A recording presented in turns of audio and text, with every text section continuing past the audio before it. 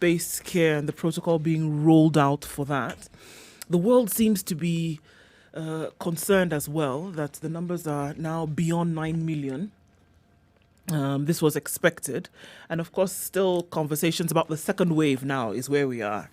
Brazil, upwards of 90,000 new cases yesterday alone. The United States at 2.3 million and almost at 2.4, and having crossed 122,000 deaths in the US. Let's look at Mexico, where again we have 4,577 cases in the last 7 hours with 759 deaths. So Mexico is still on the radar of the globe because of what's going on. Bolivia also is joining them very quickly now. 1,105 cases in the last 7 hours with 47 deaths. So just about 5% of their cases resulting in death. And we see the same thing. Guatemala, Honduras, those cases rising around the world. Okay. Kenya's cases, if we look at the total number of cases now, 4,797 with 125 deaths, with talks that, yes, we probably will get to 5,000 in a few days now, with what we are seeing. We had the highest number of cases day before yesterday. Yesterday, we had a very low number in terms of new cases that were found. So there's no pattern as such or yet. I think there is one were to arise. Some percentage if you look at it of the case of what has been tested, and then the cases test that have to been positive. found. Yes, total samples to positive cases still ranges within the same percentage of 2 to 4 percent. Yesterday there were 2,354 samples taken, and just close to 60 turned out positive. It's the same number that we see. You know, when you get to about 3,000, 4,000 samples, you get to 100 plus. Playing the same ranges. The absolutes versus the what the percentage of those that are tested is, I think, is still indicative of the same kind of story. And I see the health CAS yesterday was talking about, now we have trained about 59,000 community health workers. We are working with community-based organizations now, is CBOs and NGOs, to help us in this fight against COVID-19. Yeah.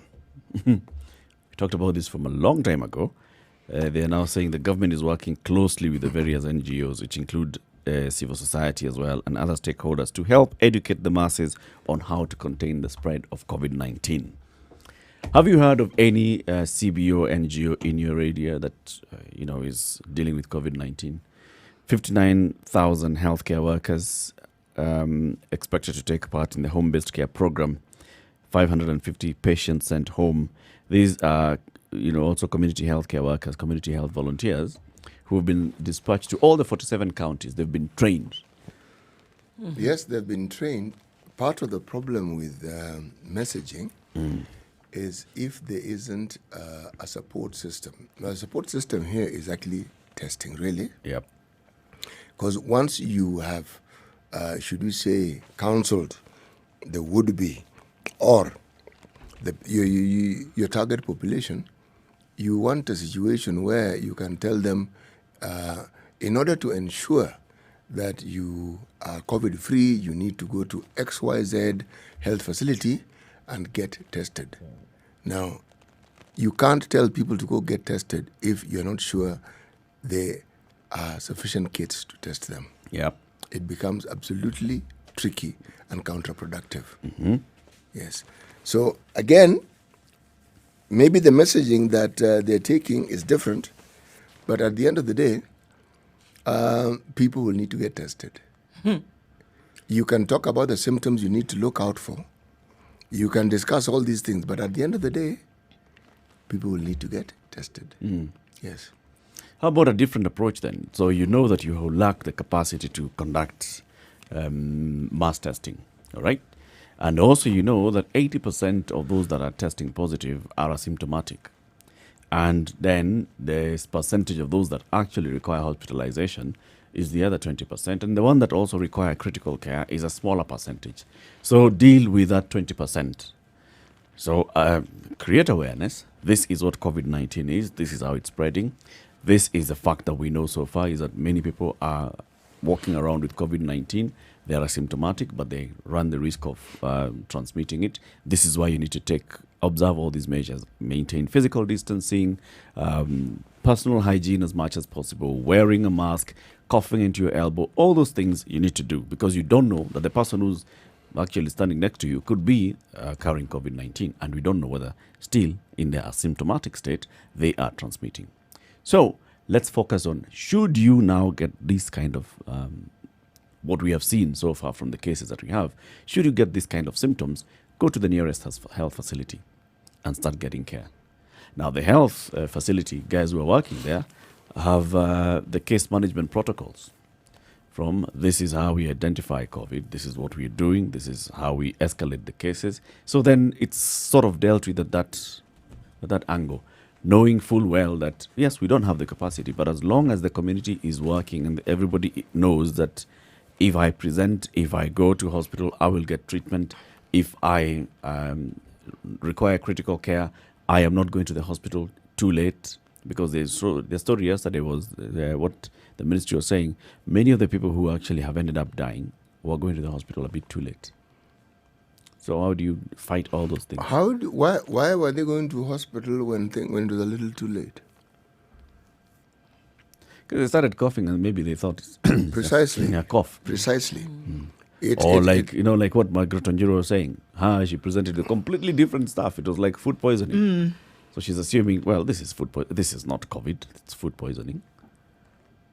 I think early on also, though, the messaging was unfortunately not clear because we saw the health CS sometime in March also talked about that the symptoms would change. That symptoms that we had been so far aware of, the coughing, the sneezing, of a common cold, could change over time. And then he talked about things like nausea and vomiting and things like that.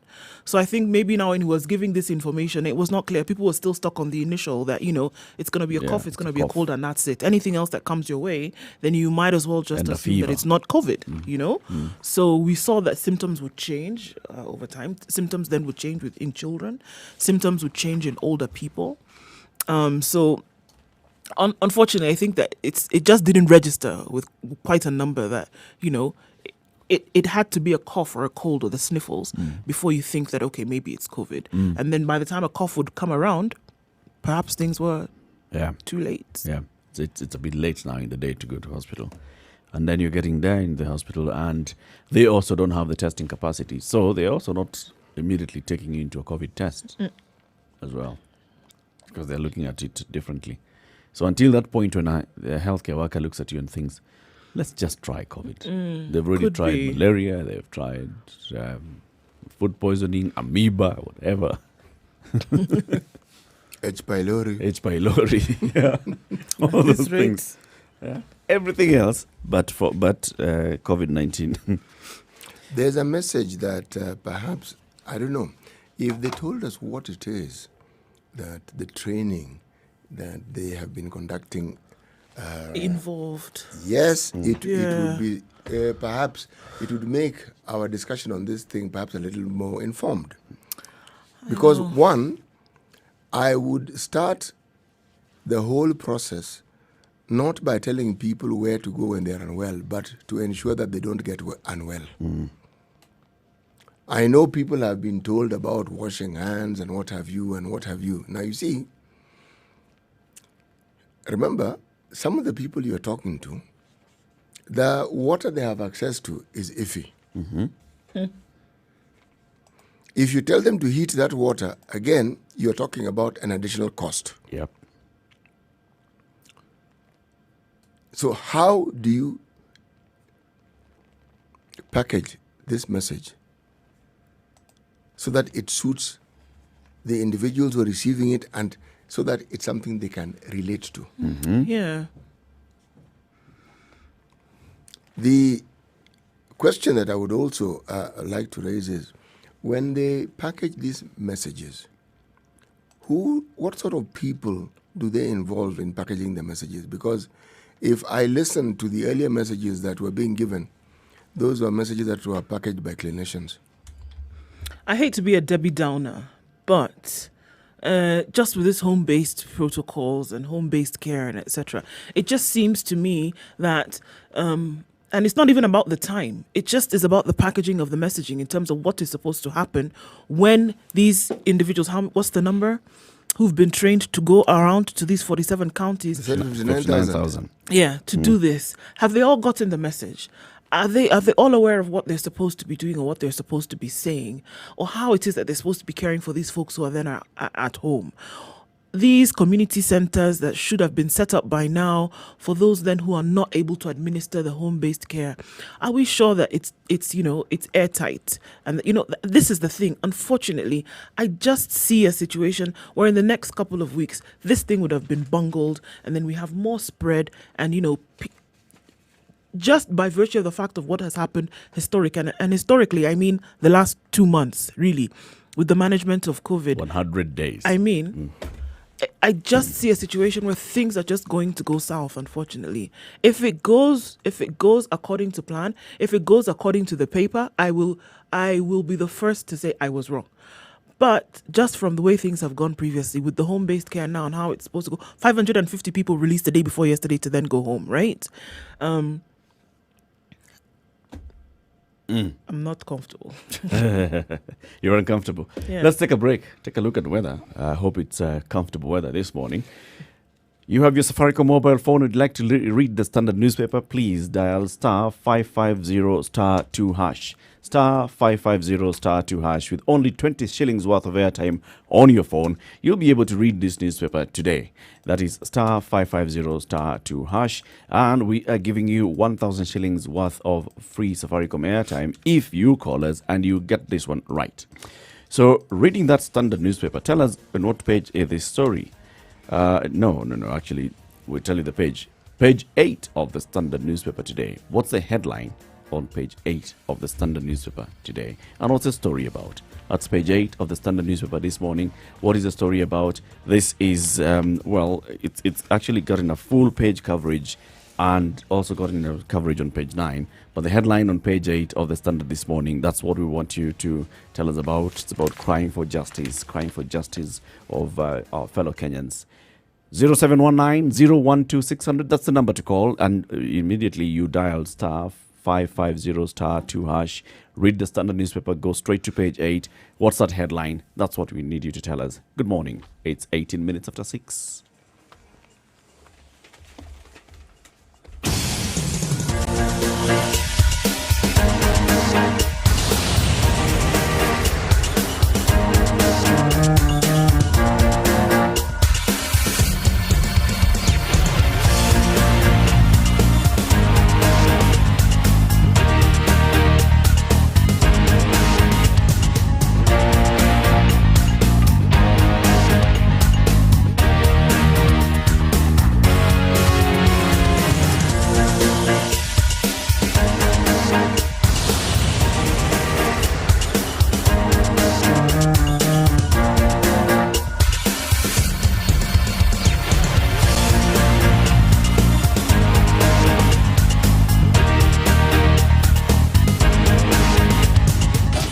#24/7 around the world, non-stop. This is Spice FM.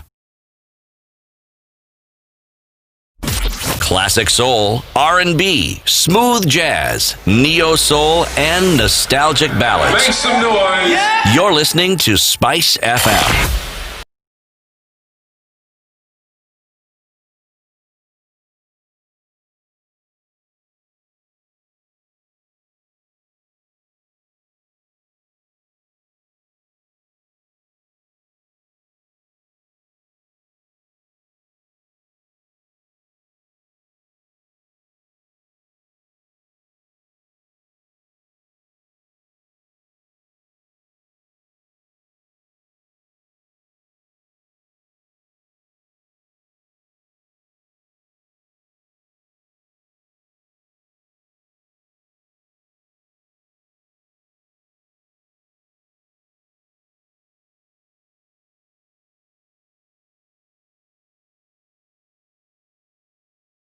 All right, looking at the situation in Nairobi, 14 degrees and mostly cloudy today, highs of 24 and lows of 14. Again, the chances of rain high this afternoon. It's 23 degrees the high and lows of 14 in Nyeri, mostly cloudy this morning. Promises to be a wet afternoon. Let's take a look then in Eldoret, where it's mostly cloudy at 14, highs of 23 with rain expected later. Malindi is cloudy this morning. It'll open it up into an afternoon of rain, highs of 28 and lows of 24. Cloudy conditions in Mombasa give way to rain later with highs of 28. Kisumu is partly cloudy at 19 degrees, highs of 27 and lows of 18. And in Kakamega, it will be a thunderstorm afternoon with highs of 24, currently at 15 degrees and partly cloudy. Taking a look then into Kampala, where it's mostly cloudy at 18 degrees, highs of 26 and lows of 17. Dar es Salaam is mostly cloudy at 24, highs of 28 and lows of 23. Johannesburg at 4 degrees, highs of 17 with sunny conditions all through and lows of 3. Lagos is foggy this morning at 23, likely to continue this way through most of the day, highs of 29 and lows of 22. All right, for now, we'll take a look then into Paris, where it's clear skies at 15 degrees, highs of 29 and lows of 14. London is clear skies at 14 degrees, highs of 28 today, and the sunny conditions will continue all through. It's still Monday night in New York, 25 degrees and clear skies going into Tuesday, 31 degrees the high and lows of 22.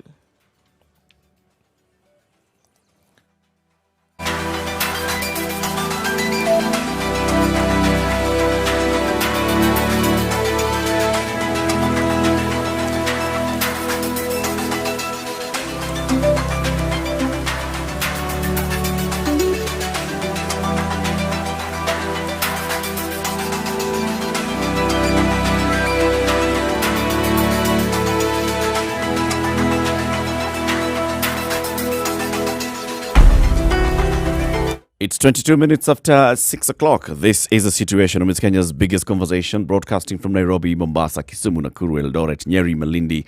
Live streaming on www.spicefm.co.ke and SpiceFM KE on Facebook, YouTube, and Twitter. Remember, just dial star 550 star 2 hash on your Safaricom mobile. With 20 shillings worth of airtime, you will read today's Standard newspaper. And for 1,000 shillings free Safaricom airtime, we want to know, what's the headline of the story on today's page 8 of the Standard? Good morning, Matata, calling from Embakasi. Morning to you, Eric and Indu. Good morning. And City? Ama Good morning. Akujia yake kwa posta. Good morning, City. Good morning. How Yes. are you today? I'm doing very fine. Thank you. Matata, you want to try answering this question? Yes, What page is this story? it's in page 8. Yeah. What's the headline of the story on page 8? Headline says, vanished echoes of lost voices. That's correct. You know what the story is about? Yeah, it's about children who have lost. Yeah, Children who are lost. yeah. Not quite. I want you to read the story, actually. I get it that you maybe haven't had time to read the story yet.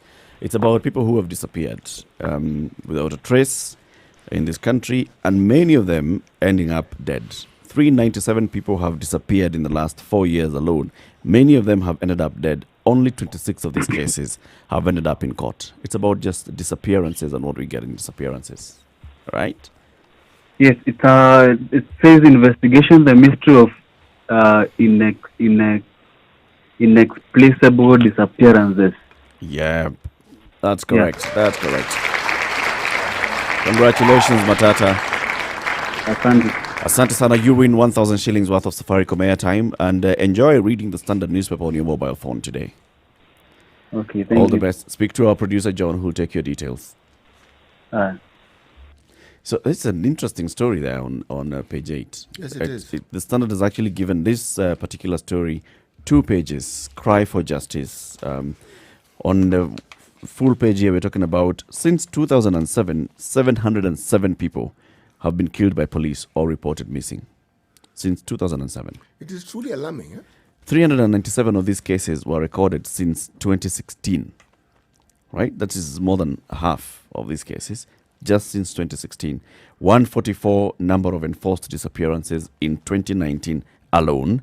95, the number of disappearances so far this year.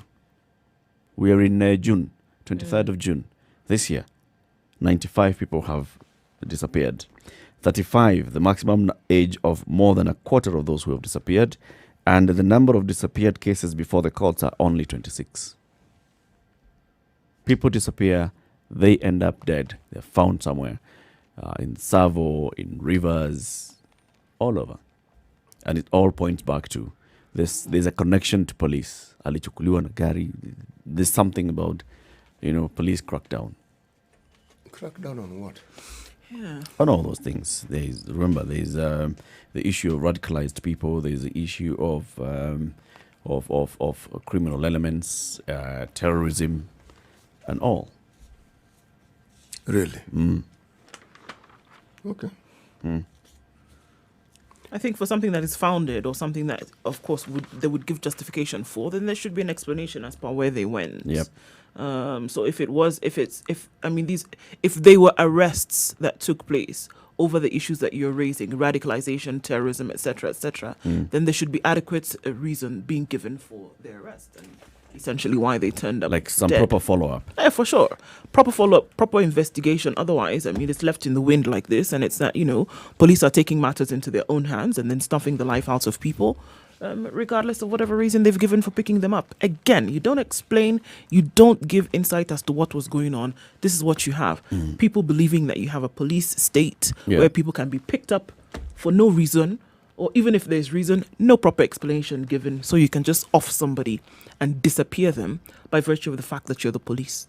Most of these cases, according to these stories, the analysis here on page 9 of the Standard, most of these cases of disappearances are recorded in Nairobi and Mombasa. There's a case of one gentleman called Athman Mohammed Haji, whose abduction from a Mombasa street was captured by security cameras. Progress, if any, in nearly all disappearance cases has been painfully slow.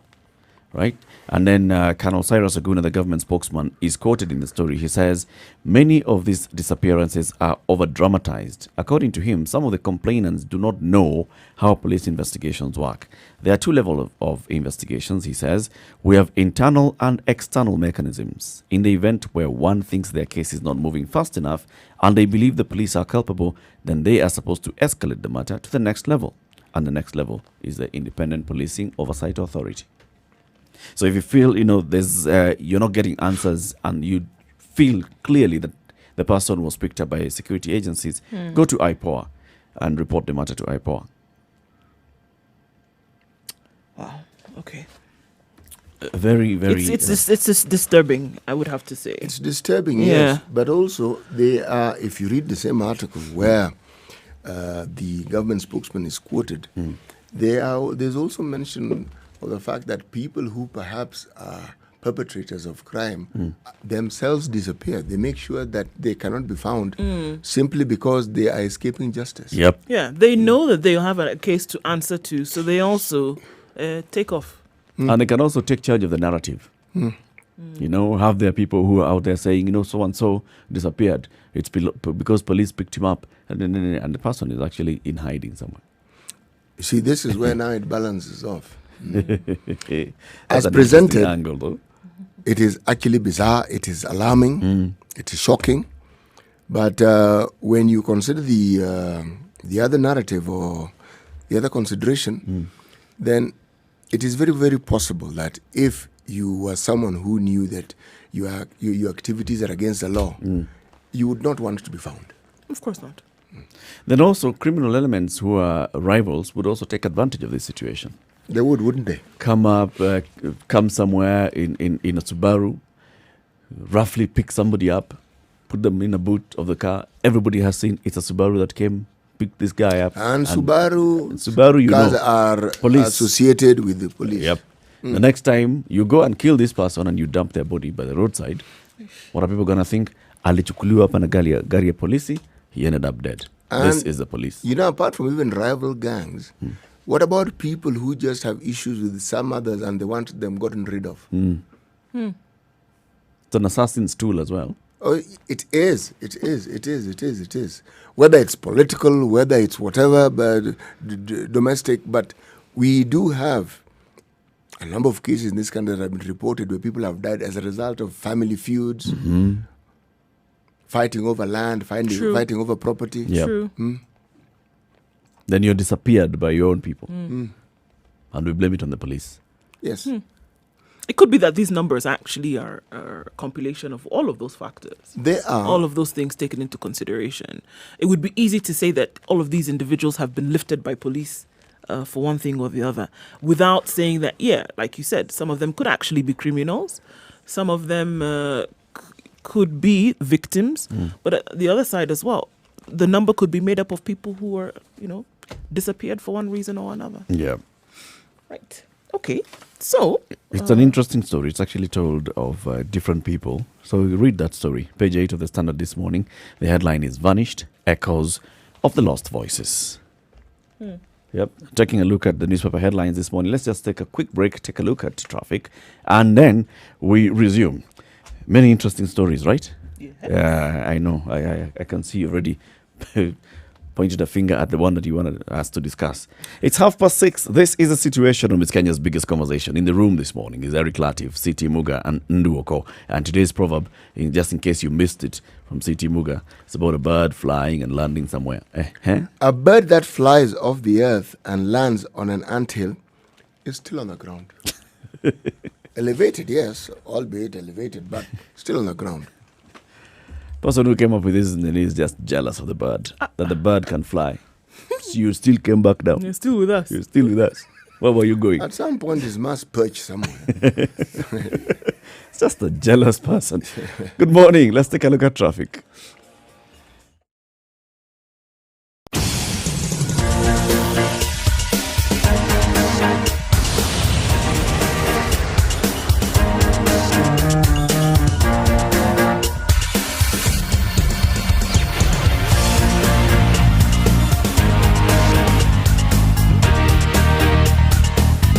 All right, let's look at what it looks like this morning. We have more joggers on the road than vehicles this morning on Thika Road as well as Mombasa Road.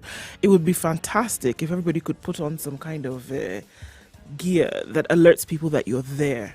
So the reflective gear is important as you're working out this morning. So not much in terms of vehicular traffic this morning. It's not going to cause a problem just yet. But prepare for that because we know the usual suspects of Mombasa Road and Thika Road going to give us some drama getting into the CBD this morning.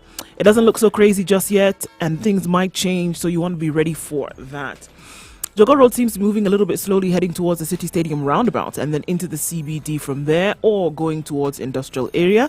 So know that there's a bit of a hold up there coming out of Westlands past the 87 and then down towards the Westlands roundabout, also moving slowly but moving well all the same. The Red Hill bypass is an option that you can use today. The eastern and southern bypasses right now are open. They can be used to leave or get to Thika and or Mombasa Road. So it's not looking so bad right now. We'll let you know what it looks like in a short while. You also let us know what you see. SpiceFMKE on Twitter. That's how you can reach us. Let us know so we can keep everybody moving this morning.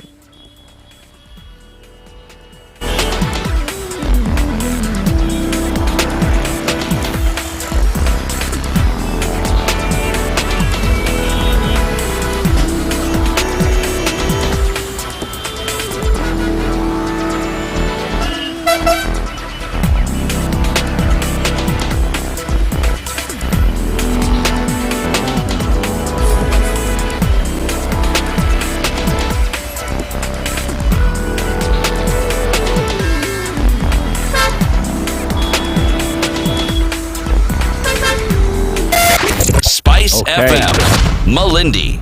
What's that one that you wanted to tell us so much? Well, I think it's interesting. MP guilty of 297 million. When I first saw this headline, I thought, okay, 29.7 million, not too bad, right?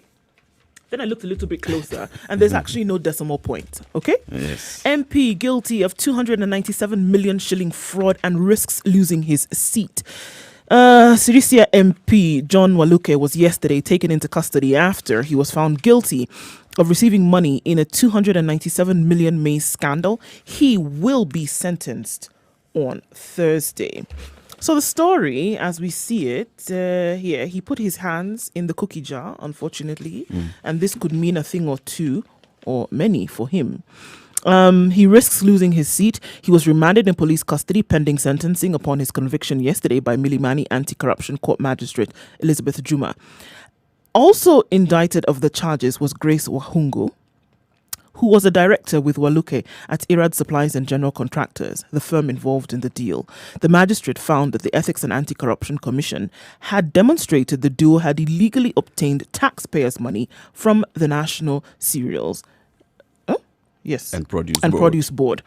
If the court on Thursday sentences Waluke to more than 6 months in jail, he will automatically lose his seat and will no longer be eligible to vie for any leadership position. And I quote, "The court finds there was fraud and the accused acquired money by false pretenses. The accused persons will be remanded at Kileleshwa Police Station pending their sentencing on June 25th. The court, however, dismissed a claim that Waluke and Wahungu uttered false documents. They heard that they made the contested invoices in support of costs allegedly incurred from storing 40,000 tons of maize. In the case, the state alleged that as a director of Irad Supplies and General Contractors, Waluke made a false invoice worth, this is the big number, 114 billion 6,600,000 as evidence to support a maize storage claim by Chelsea Freights. He was also charged with fraudulently acquiring 297 million shillings from the public as the cost of storing the maize, which was to be supplied to the NCPB. On March, in Nairobi County, being the director of Irad Supplies and General Contractors, he jointly and fraudulently acquired this amount, purporting to the cost of storage of 40,000 tons of maize, which essentially did not exist. We're talking hundreds of millions of shillings here. Yes.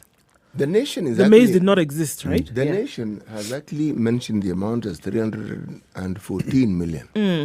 But of interest, not just that. The two will have to refund. Now listen to this amount. 628 million. Being what and what? The taxman also feels if you earn Comes in something, here.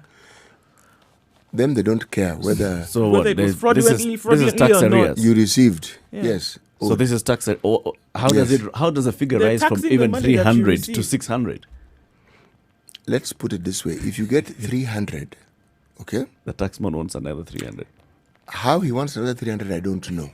It can only point, the only thing that it points to is that they have looked at the earnings of these individuals and they found other earnings that perhaps have not been mentioned by the paper. Yeah.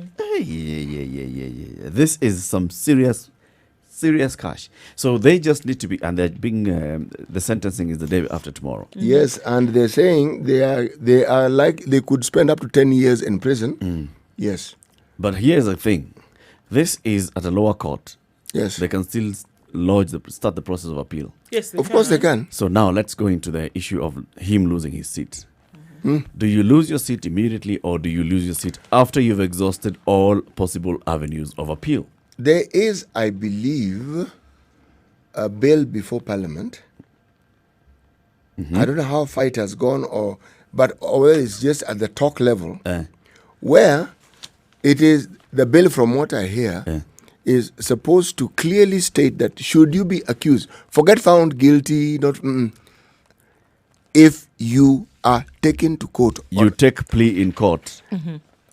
the moment that happens, you're brought to court because there is some crime that has been alleged you have committed. For instance, for the next 3 months, you vacate your position. Okay. All right. That's okay as a state, as a public officer. Meaning, That's step aside. If you've been appointed or if you're hired by the public service, if you're elected, an MP does not step aside. No, an MP doesn't step aside. An MP loses his seat. Remember, see, it's chapter 6. So all you need to do is actually just take a plea in court. Not guilty. Your But Honor, you know, this is frivolous. In this case, What it means is you have questionable character. of course, that's what it does mean. And in this case, you understand that, Allegedly. right? But in this case, there was no prosecution. There was no allowance for the challenging of prosecution. So it was not a matter of come, sit, bring forth evidence. It was, this is the case that was brought. And according to Justice Mumbi, on this particular case, she said, you want to challenge the prosecution? That we're throwing out the window. So this evidence has been brought before the court. You've taken plea. You've said not guilty.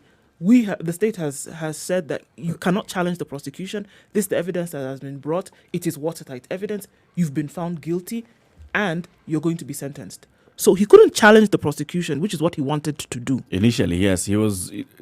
Initially, he wanted to. What we see happening all the time, you're taken to the magistrate's court, and then you go to a higher court, and you're challenging all manner of things. Yes. My constitutional rights have been breached. No, I he am took it challenging further. He threw this at the feet of the late Jacob Juma. And Yes. said what?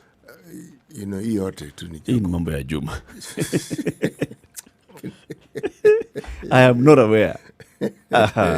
So this is in this particular case, we are saying that there's a conviction. Now, of course, in law, if you're convicted and you're sentenced to more than 6 years in prison, you lose your seat. That is already, currently, that's a law. Right. Okay? Actually, you now, asked I'm me- bringing the issue of, and we've seen them argue this before, is it at that point or is it until you exhaust all your avenues of appeal?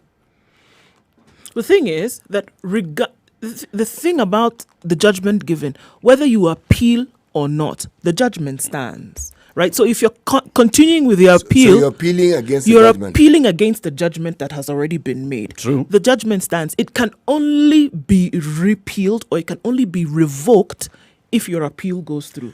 So they're going to assume that whatever they have said stands. So an upper court can either uphold. But if an upper court reverses this decision of the lower court, you have already lost your seat. Then what happens? Sorry. I mean, at that point, basically, you have lost.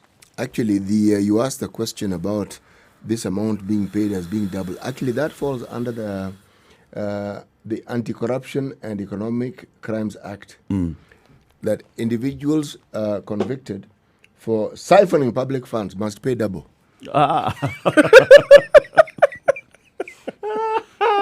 I get it. There you go. Double. This is an interesting one. This is an interesting. I think we should actually talk to people involved in this particular case, the EACC, right, and the ODPP.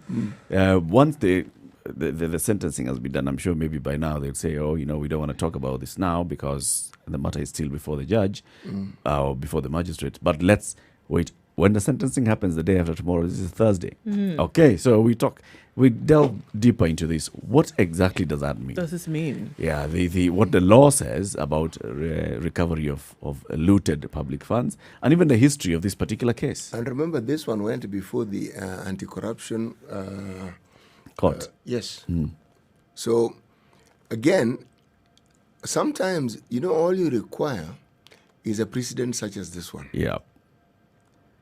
And what it means is that other people, remember the fellows who were involved in issues at Pipeline. Remember the fellows who had issues at Kenya Ports. And the list goes on. Yep. They can expect that there is some serious discussions waiting for them. There's movement actually in the fight against corruption. Yes, there is. In the not too distant future. But let's see how this one evolves. It'll be interesting to see. But of interest also, they are still going to spend at least the next fortnight at Kileleshwa Police. You're going to discussion. No, that one, until Thursday at it's just a least. brief scholarship. That one. The EACC seems to be pounding the pavement hard. It's winning. It's winning some cases here and some there. cases. Take a quick break at 6:45. This is a situation amidst Kenya's biggest conversation. We are looking at what interesting events took place yesterday and that have been covered in today's newspapers. Good morning.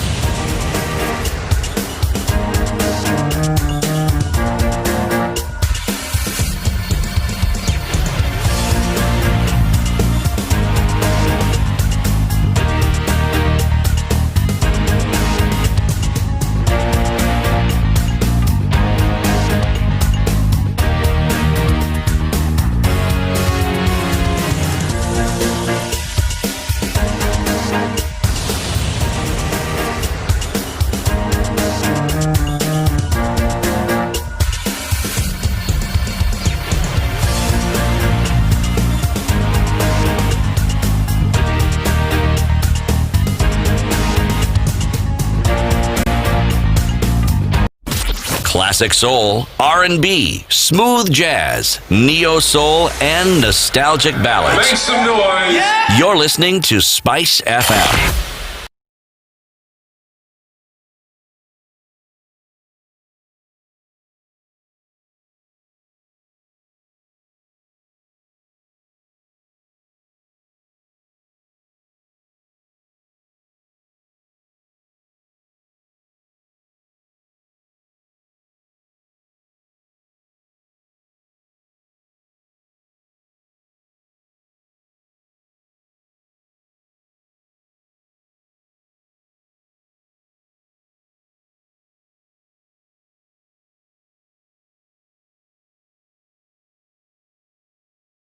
Spice up your life. Okay, interesting stories that have been covered today. What are you looking at, City? You know, I am still looking at this story of the maize. And City, it's okay. 297 million shillings. No, you didn't get it. They got it. Just let it go. no, the bit is I think that's why he's upset. one of the things that, well, it's fascinating that, you know, this was back in 2013, and that 17 million shillings was actually paid as part of this for accrued interest. And I'm thinking, accrued interest on what? On storage. But there was no on air storage of air. Well, that doesn't matter. That's not the point. That's not the point. The point is I am billing you for storage, and because you have not paid me over this time, there has been accrued There's interest, which amounts to 17 million. Yes. And they've even divided the money here. You were even told how the money was divided up. Huh? Anyway, let's move. It was divided up among who? Well, let's just... Apparently, Jacob Juma was a partner in this company called Erad Supplies and General Contractors. Yes. So, this money, at some point... Let's look for another story. Let's look for another story. Inoma. Let's Lakini look for- itabidi Let's look for another uzoee. story. Let's look for another story. Imeenda City, but the money will come back. Here's the thing. There are people who sit in this country and they plan very well, right? Good Lord. People sit and they we were talking about the guys at the airport the other day. Now, this is NCPB. Sit Everywhere. there, say I have a warehouse, I provide storage for NCPB. I have been keeping maize for National Cereals and Produce Board here for so long, and yet they have not paid me. Can you pay me? That time you only have a wheelbarrow worth of maize in the store. If that. Yeah, I just have something in case inspectors ever came to check. I have something. They'll I find can- maize. Half a bag. Yeah. But hey, I said there was maize. Am I supposed to be storing avocados here or maize? I Maize. said, and Is this this is maize? maize. Yeah. So, kwenda. Move. You know, it's funny, but that's what actually they would say. Oh no, it's very sad. Look, my dear CS, Health Cabinet Secretary Mutahi Kagwe, has opened up about his battles with the cartels that run Afia House, as well as the uphill task of fighting the COVID-19 pandemic. And he has talked about his life in Afia House, and he has said some interesting things. He questioned why some employees who are transferred to other departments go to court to challenge their deployment. He talks about the fact that it has been a steep and blind curve taking over as the CS at the Ministry of Health during this pandemic. And he says barely a month old and COVID hits. He talks about the fact that he believes in operating in principle, and he's always been on his feet to get this done. He's frustrated with the laxity among Kenyans in observing the preventative guidelines against COVID-19. He says it's frustrating and scary that it is not the only pandemic that we're going to face. There could be others. And if this is the attitude that Kenyans are taking, he's actually quite worried about this. He says he laughs at the humor that has been injected into serious briefings. Good for him. And also he takes it in stride, but also realizes that it's serious. He laughs for a minute, but also realizes that these issues actually have to be taken seriously. So he's fighting COVID, he's fighting the mafia. He's also said that saying that there are no cartels in Afia House is deceiving himself, and that he's not in the business of deceiving himself. And the first thing that he acknowledged when entering into Afia House is that there were cartels, and that there are several things going on there, and that these things are very strange. But he's now zeroed in on the issues there, and he's unraveling them and making decisions. This man is a sharp politician. Why do you say this? Very sharp politician. You come in, everybody can see that there is, a problem here. You come up and say the same thing. So if anything ever goes wrong in this ministry, you have someone to point to. Remember, you guys, I told you, I am coming into a place that is infested with sharks, right? So your goat has been eaten. Despite looking at me and finding that I am actually putting on weight. But remember, there are sharks here. We are all fighting these sharks. Very, very, very sharp. We will never be able to pin down this minister and tell him, you have failed. He'll be like, there were cartels. I came in and I told you. Well-connected cartels, well-grounded cartels. I came here and I told you there are cartels. I'm trying to unravel these cartels. These cartels, as you understand, and as I've always said, corruption fights back and fights back hard. In fact, what you're seeing now is corruption fighting back. He's gone further to say that this he's going whole to dismantle. scandal that has been brought up against me, it's a cartel. He said he's going to dismantle the cartels. He will dismantle them. Yes. From top to bottom. I'll be how they do them. Bottom to top. All good dismantle. The thing is, it is a good strategy if I'm to take it at face value, because there is no way the Ministry of Health can ever function so long as these cartels are also functioning. Yep. There's no way we'll ever be able to win any fight against any pandemic or provide any meaningful solutions to the health problems we have. It will never happen. Yep. So what he's intending to do is dismantle these cartels. And he says he's already building a team, right? Why are you laughing? Let me finish. He's building a team of trusted people to help fight corruption, or find it. It doesn't need to be found, it's right there. And fight corruption in the ministry. And this team of trusted individuals are the ones who are going to help him dismantle this drama. If the man is tight-lipped about stuff that has been stolen at the airport, all right? Has he mentioned that there? No. At all? No. Has he said, for example, these cartels, we got from Jack Ma and they stole. Has he mentioned it? No. My friend. No. Nope. I am telling you. You don't believe what he's saying? Have you just come out and I'm said just taking it with a pinch of salt. His intentions may be good. In terms of, I'd like at least, guys, can you just allow me to do some work? But that thing of saying I'm going to be the one who slays this dragon, absolutely not. He knows he has no capacity to slay the dragon. He is not going to waste his time trying to slay this dragon. If that dragon is not slayed, the truth of the matter is his tenure will be a failure. Yeah. And so, at the very least, he must focus be on other successes. He will pick up on other successes. He must be seen to be fighting them. I mean, you can't come in as a minister and there's this menace in your ministry, and everybody knows, to the point where it's called Mafia House. And you simply just let it no. There'll be a few movements that will be made. For example, some junior clerk who picks up papers from one office to the other and collaborates with the mafia, the cartels. That one will be taken to court. Some external person will be taken to court. The main barons in Mafia House will not be touched. If they were to be touched, the CS would be out there already trying to unravel that, and you'd be seeing the movement. I am going to give him the benefit of doubt. 100 days. I'm going to give him the benefit of doubt. Yes, I'm actually going to take it that he seriously is going to fight the cartel. And how many days do you give him? I'm not giving him You're days give, yet. No, I'm not going to give him days. Because at what point do you start now judging the man and saying, look, come on, okay, now? You see, there is the issue of COVID, there's the issue of the cartels. The issue of COVID gives the minister a perfect opportunity to fight cartels. Because he has come in, there's COVID, there's Jack Ma. There's public goodwill. Now, immediately, from that particular point, we will judge his success by how he deals with this first scandal that has happened during his tenure. This one, which he has not publicly acknowledged. I'm saying, I'm giving him the benefit of doubt, and I'm giving him time.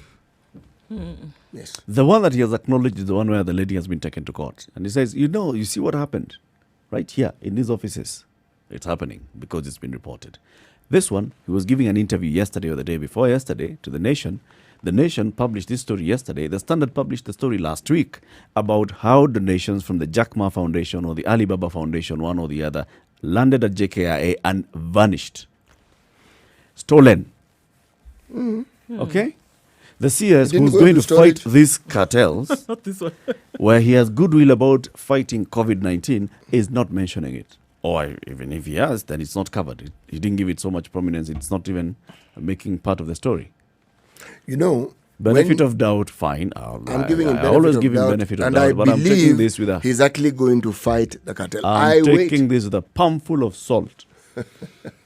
You know, if you look, for instance, at the case of, say, another CS transport, Yeah. before I took should we say the position I took with regards to what I considered his inability to manage his docket, one says, look, maybe there's something we haven't fully understood here. Yeah. Hey, it was one disaster after another, after another, after another. You realize, I'm backing up the wrong tree. Yeah. This one here. This one, No. you need to backtrack. It won't work. Tell me, which ministry does the port fall under? The same one. Precisely. Ministry of Transport, Infrastructure, Urban Development and Housing. Yes, exactly. Now, you know the port is a monopoly. No competition whatsoever. So it means that whatever happens there can only happen there. And this is the person in charge. And this is the one institution that meant billions. Billions, not millions, the B. The B millions. Okay? And yet,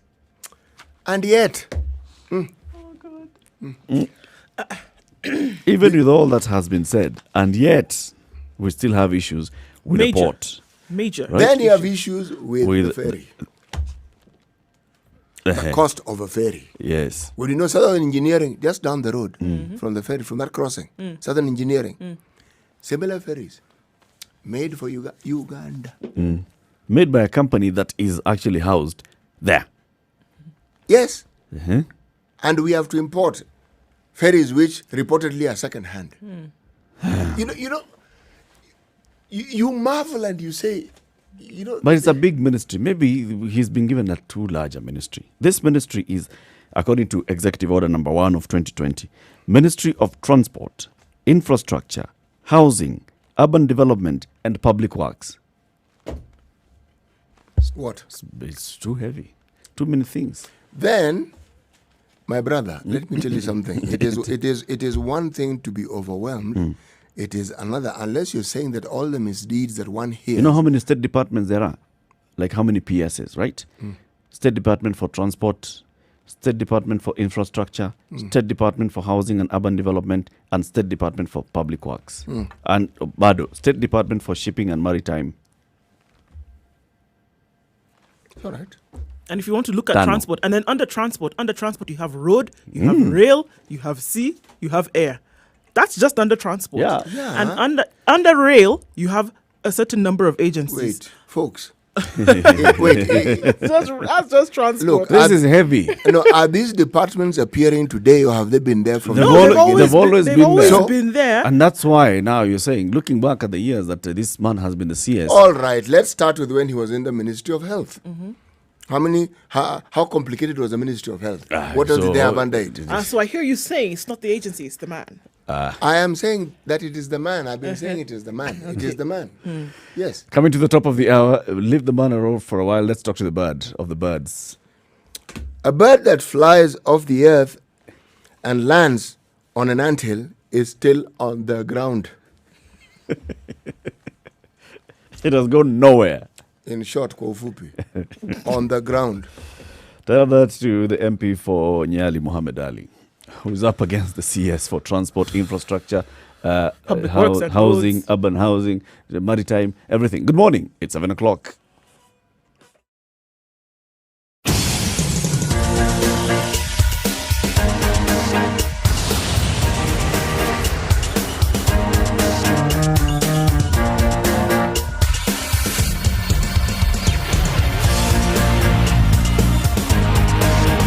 Okay, coming on Mombasa Road, coming all the way from Green Park Estate, Athi River, and then into the city. Not much of a problem today. I think traffic is going to treat us very well today, and I think that we can always start rejoicing. Well, maybe not so much. Thika Road getting to the Pangani underpass is not too terrible either. We don't have anything shouting out at us right now. We'll do let you know if we do. Spice of MKE, not to forget, that's how you can get in touch with us on Twitter. It's looking good, guys, for a Tuesday, I have to say. Not bad at all. If it does change, don't hesitate to let us know.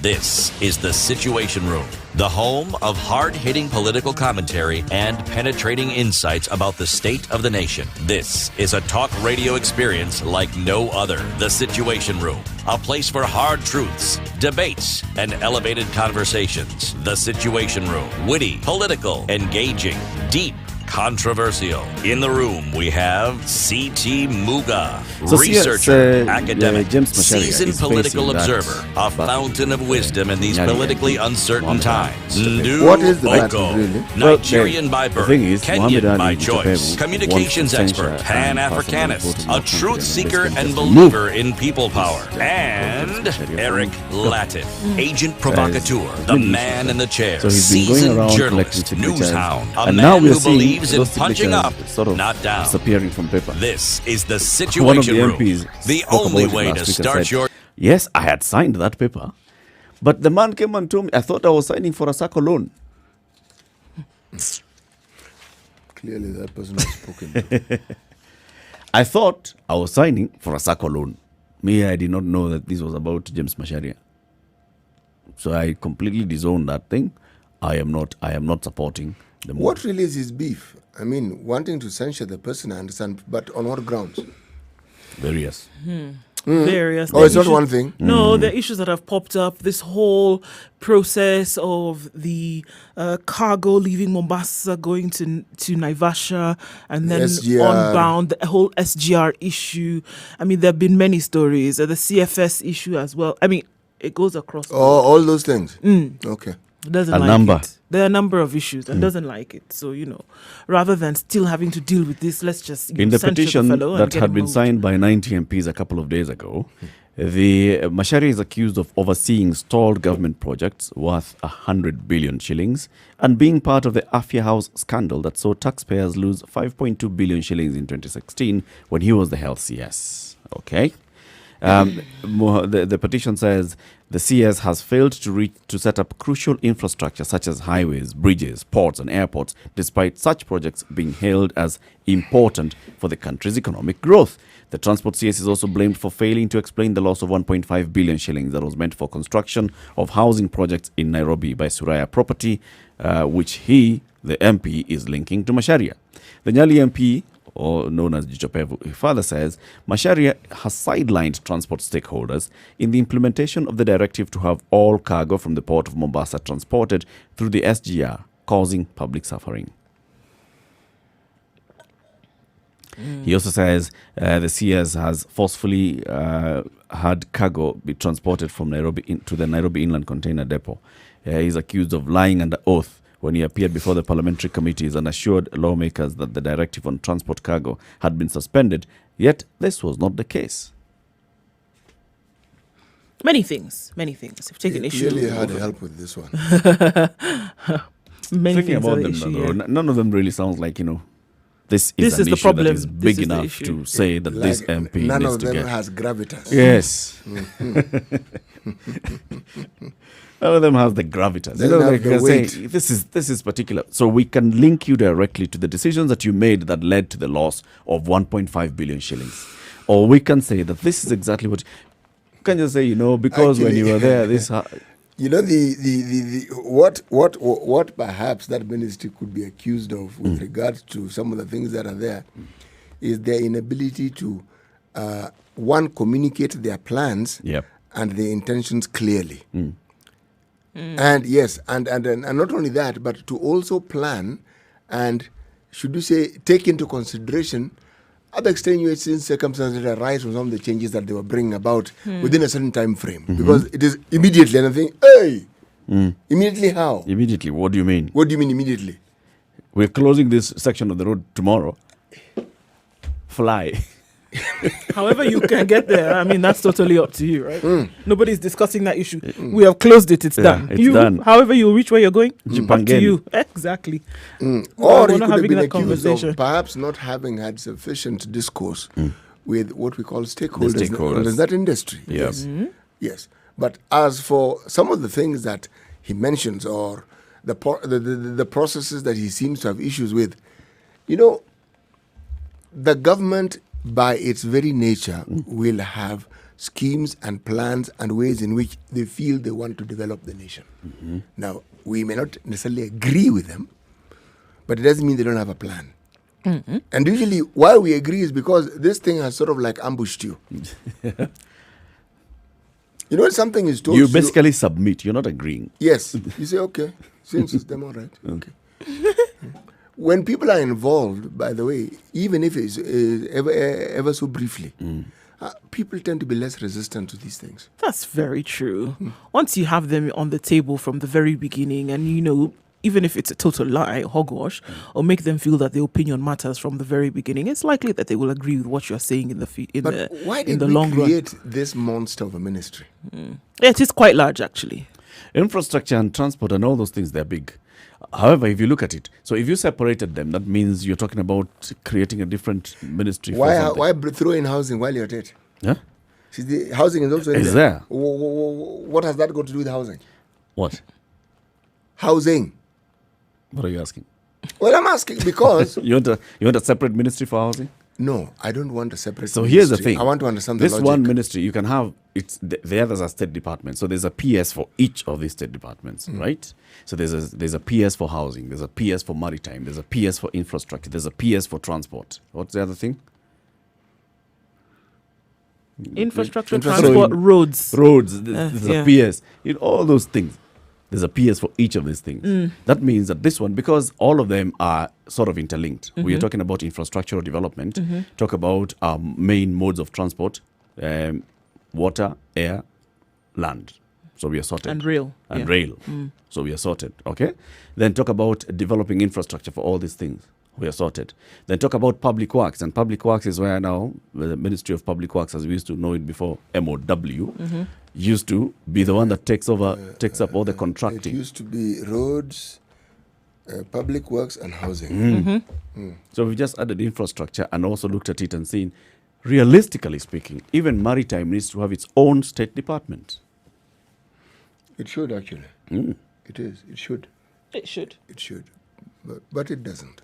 It's a bit of a mess now. No. Actually, sometimes, you can't actually understand something in totality until such a what I call the monster is created. And then when you see it functioning, is when you actually now rethink what else ought to be done. Yeah. But before you put it into action or you bring it into creation, it's very difficult to tell. Yeah.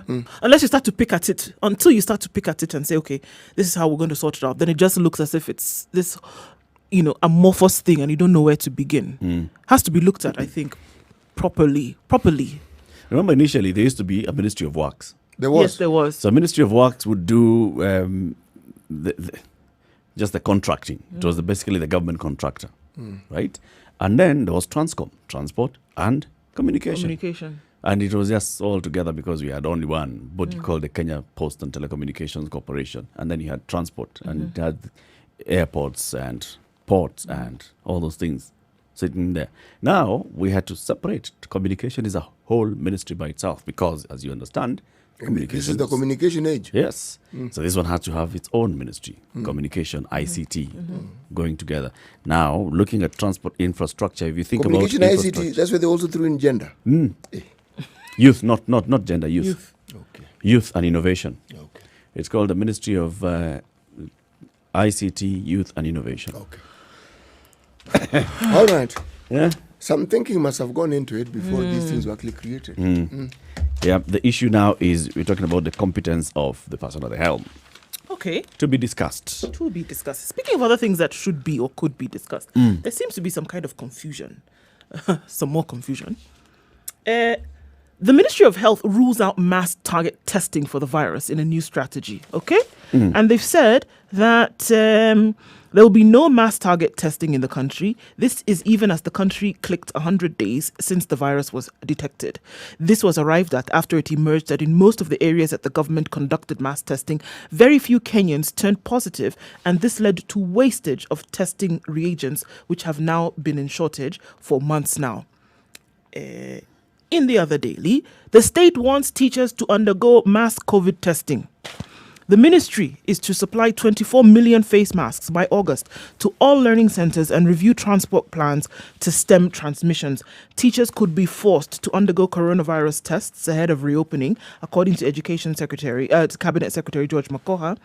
We are considering whether all teachers who will resume work in September will undergo COVID-19 tests. The announcement came as questions emerged on whether learners will also be tested before classes resume. Another major concern was whether the government has the capacity for mass testing. Remember, we just said the government has said they're not going to do this. And the medics have advised that students should be tested before resuming school, and positive cases advised to stay home until they recover. In an advisory report last month, doctors also urged the government to carefully plan the transport system to stem transmission from schools to homes. Experts have also advised the state to provide face masks to learners and ensure proper use and regular changing of the protective gear. So there's some mixed messaging going on here, and it seems to be a bit confusing. On one hand, the ministry has said mass testing is not going to happen because, number one, there's some issues. People don't turn up, or people turn out to be negative, so it's like they're wasting the testing kits. They've said, on the other hand, that students going back to school, there should be How do you waste kits if people don't turn up? No, people turn up People and then turn you up find and out then you'll find that you're only they're getting like negative. 2 or 3%. who are positive. Who are So it's positive. like you wasted all the others. No. This is according to the ministry. That thinking is completely wrong. But Right. remember, even the Kenya Medical Association, that's their advisory. They were like, all right, look, we have a finite number of this full testing kits. Okay? Now, when we say that we are going, for example, to Kawangware and we deploy 20,000 testing kits to test people, this is not even a substantial percentage of the population of Kawangware itself. And this is the 20,000 testing kits that you've taken there. Then you get out of those 20,000, 2,000 are the ones that are turning out positive, or 1,000. So what are we doing? According to them, it's a waste. Actually, it becomes So you a have waste. not even covered that area. It becomes a waste because we don't have the means to actually test all the people who want to Yes. test. That's why it becomes a waste. It becomes a waste because we the KMA, and we spoke to the president of the KMA, and she told us, look, we need to step back and say we agree, we accept some things. Number one, we need to accept is the government does not have the capacity to procure very many of these things. They are not getting them. We have been talking about getting test kits. They have not gotten them. So let's just accept. They will never get them. So now, knowing what we know, why should we continue deploying this, talking about mass testing, talking about, we're going to various estates. Let's revisit this idea. And KMA was saying, let's now say that testing will happen at the hospitals. When people are coming seeking medical care, we test them at that point. And then we'll be able to know. In this particular Mama Lucy hospital, where it's serving people from this particular region, we are seeing a spike in the number of positive cases. So deploy interventions there. Instead of saying, oh, we're going to test people in Umoja because we found some 5 cases, and then you go to Umoja, spend a whole week, spend 10,000 test kits, get 500 cases. This is understood. However, you find that still the same government within another sector, look at education now, for example, and we're still talking about the same thing. You're saying that all children, all countrywide, all children will be tested. And this is and against then you're the brain saying trust, all by the way. teachers must be tested. Wherever they are around the country, must be tested. Are they going to be able to handle it? Professor Omu Anzala, who was in that brain trust that advised the president, please do not reopen the economy, right? When we spoke to him the following day, he said, in fact, we have advised the president, abandon this mass testing thing. Have a different approach to the targeted testing. Yes, we're going to have targeted testing, but let's have a different approach to target. Let's do not use the word mass testing at all. We still continue seeing the government is asking every person who works in a restaurant to go for testing. Now, there is a conversation again that as we open schools, all teachers should be tested before they come back to school. All children, all of the children who are coming back to school should be tested. And anybody who comes out positive, stay at home until you come back to school. Forget that story. Let's forget it. Forget it. Let's even say that we are saying only the standard 8s and Form 4s are opening in September. You'd rather even say it's a million people. That's a million. We cannot test a million. That's a million in standard 8. You've not even talked about KC. This standard 8 is a million in the country. Can you do it? We cannot. So forget it. Look at it. Let's not even talk about it. Which is why we're going to talk about this later. But really, does it even make sense in what we're talking about right now? Capacity-wise, and not even physical capacity, even the capacity to plan this thing out right and say certain things need to be done in a certain way. You want to send children back to school? Actually, capacity to plan we have. KCPE 1 million. You can't test 1 million and then you're coming to say... Capacity to plan we have. No, that we have. No, that we have in abundance. Yes. As we've talked about it's the implementation. That's the problem. The will. Remember, even as we talk about our government and this particular ministry, we also need to perhaps join this certain perspective to our discussion, that COVID has caused similar confusions elsewhere in the world. Oh, yes. Where people plan this, and what becomes abundantly clear is nobody has a clear plan. You know what I've seen that seems to work? When things don't seem clear to certain governments, do you know what they do? They stop everything. And instead of trying to do this, plan this, trying to implement this, that, the other thing, just stop it while we study it and see what then we are going to be able to do. Instead of everybody jumping up and look at the mixed messaging that is coming out here, for example. No mass testing is not going to work as a strategy. Okay, forget about it. On the other hand, in order for this to happen, mass testing must be done. Stop it. Just you confusing yourselves. Forget it. Just stop. Wait and see. And it is in the waiting and seeing, then things will be a little bit clearer, and then you can plan. You're waiting for what? Is that not what they're all waiting for? They said peak is coming in August or September. You know, development in this country has 2 main components. You talk about it until you're hoarse. That's number 1. And then you do the wrong thing. 2, you run around. That's what we're doing now, Abi. We're running around. We're in the stage of running around. We're running around. But we are also combining with some serious talking. This confusion will be there for a while. Because think about it. You've been advised by people who understand this and that, no, don't open schools. Because the disaster that awaits you, you don't really want to deal with. You don't. Let those children just stay where they are. It's okay. After all, an alive child. Figure out ways of getting them to learn, blah, blah, blah, blah, blah. It's so. But on the other hand, remember, we have this situation where children not going to school means schools don't have fees. Yep.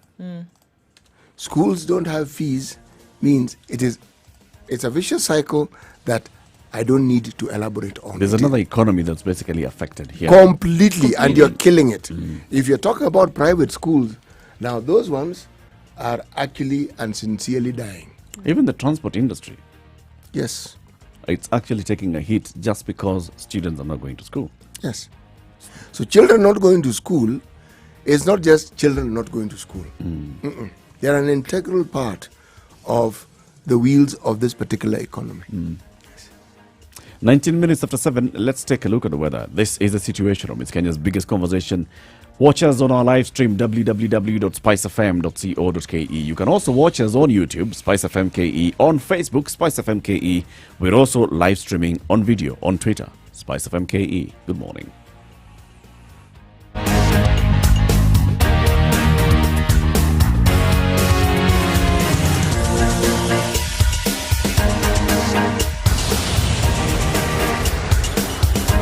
Nairobi, the sun is peeking through those clouds at 14 degrees. We'll see highs of 24 today and chances of showers later on in the day as they were last night. And in Nyeri at 14 degrees, mostly cloudy conditions, highs of 22 with rains in the afternoon. Nakuru is going to have a wet afternoon as well, highs of 23, however. So currently mostly cloudy conditions at 14. In Eldoret at 12 degrees, it's partly cloudy. We'll see highs of 21 with thunderstorms in the afternoon. Malindi is still quite cloudy at the moment, and it'll be this way for most of the day until the showers check in later with highs of 28 and lows of 24. The light rain showers have already begun in Mombasa, currently at 24 degrees, likely to carry through the rest of the day with highs of 28. Looking then into Kisumu, where it's partly cloudy at 19 degrees, highs of 27 with showers in the afternoon. Kakamega will experience wet conditions later with highs of 24, currently partly cloudy at 15 degrees. All right, out of Kenya now and then into Kampala, where it's 18 degrees and partly cloudy. We'll see highs of 26 and lows of 17. Dar es Salaam is mostly cloudy this morning. We'll see highs of 28 and really cloudy conditions for most parts of the afternoon. Taking a look then into Johannesburg, where it's clear skies at 4 degrees. We'll see highs of 17 and lows of 3. And finally, for now, in Lagos, it's a foggy Tuesday at 23 degrees. The fog will remain quite low for most parts of the day with highs of 29 and lows of 23.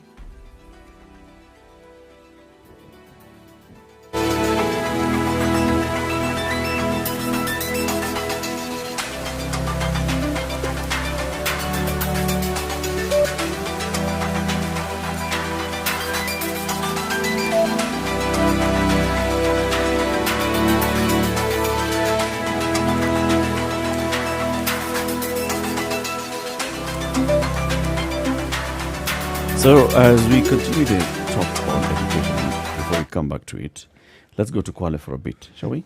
Just for a bit. Budget got Mvurya in trouble. The governor of Kwale County, the governor of Kwale County, Salim Mvurya, and members of the county assembly are at loggerheads. And the battle is looming because the MCAs want answers on development matters. The MCAs say that they have summoned Mvurya to brief them on the progress of all county projects since 2017. More crucial is the issue of remarks that the governor made after the assembly scuttled his plans to allocate money to buy food for households hard hit by the coronavirus pandemic. Remember, we spoke to the governor here, and he told us these are the plans that he is putting in place to fight COVID-19, basically almost mirroring what Mombasa County was doing.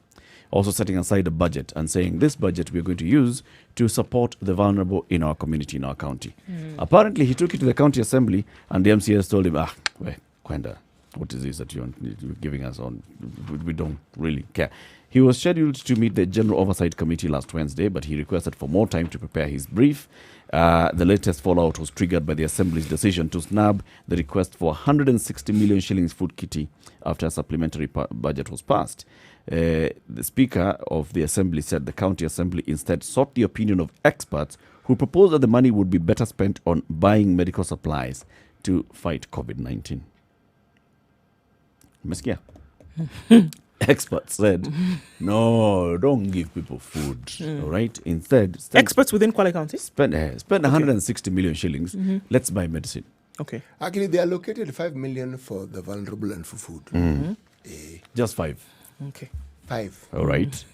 For vulnerable and for food. And then the rest was to go now to COVID. Fighting COVID, preparedness for COVID.